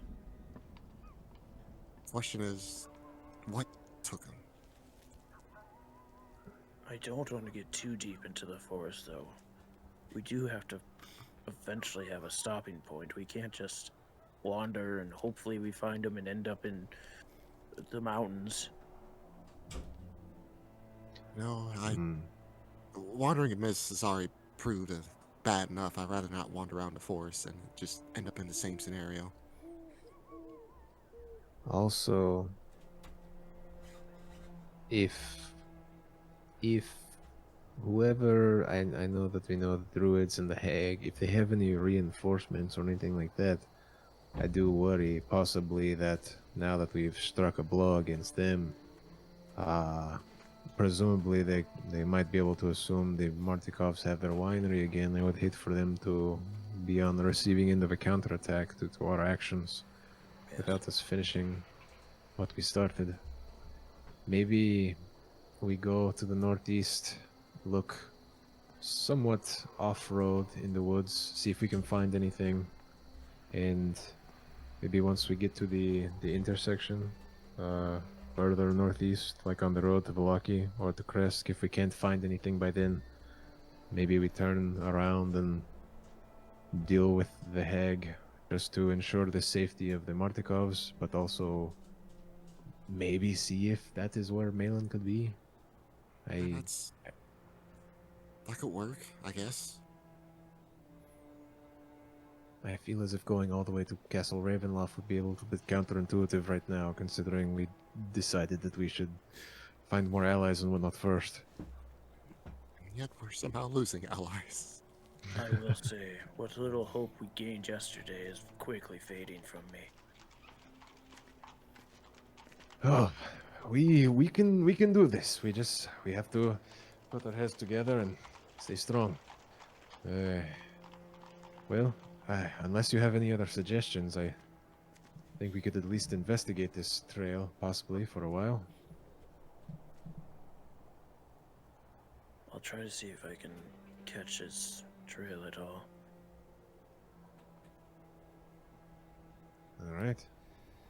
And do we all agree on what to do if we do not find him to the northeast? Yeah. I don't see what else we can do at this point. All right. Well then, let us find our comrade.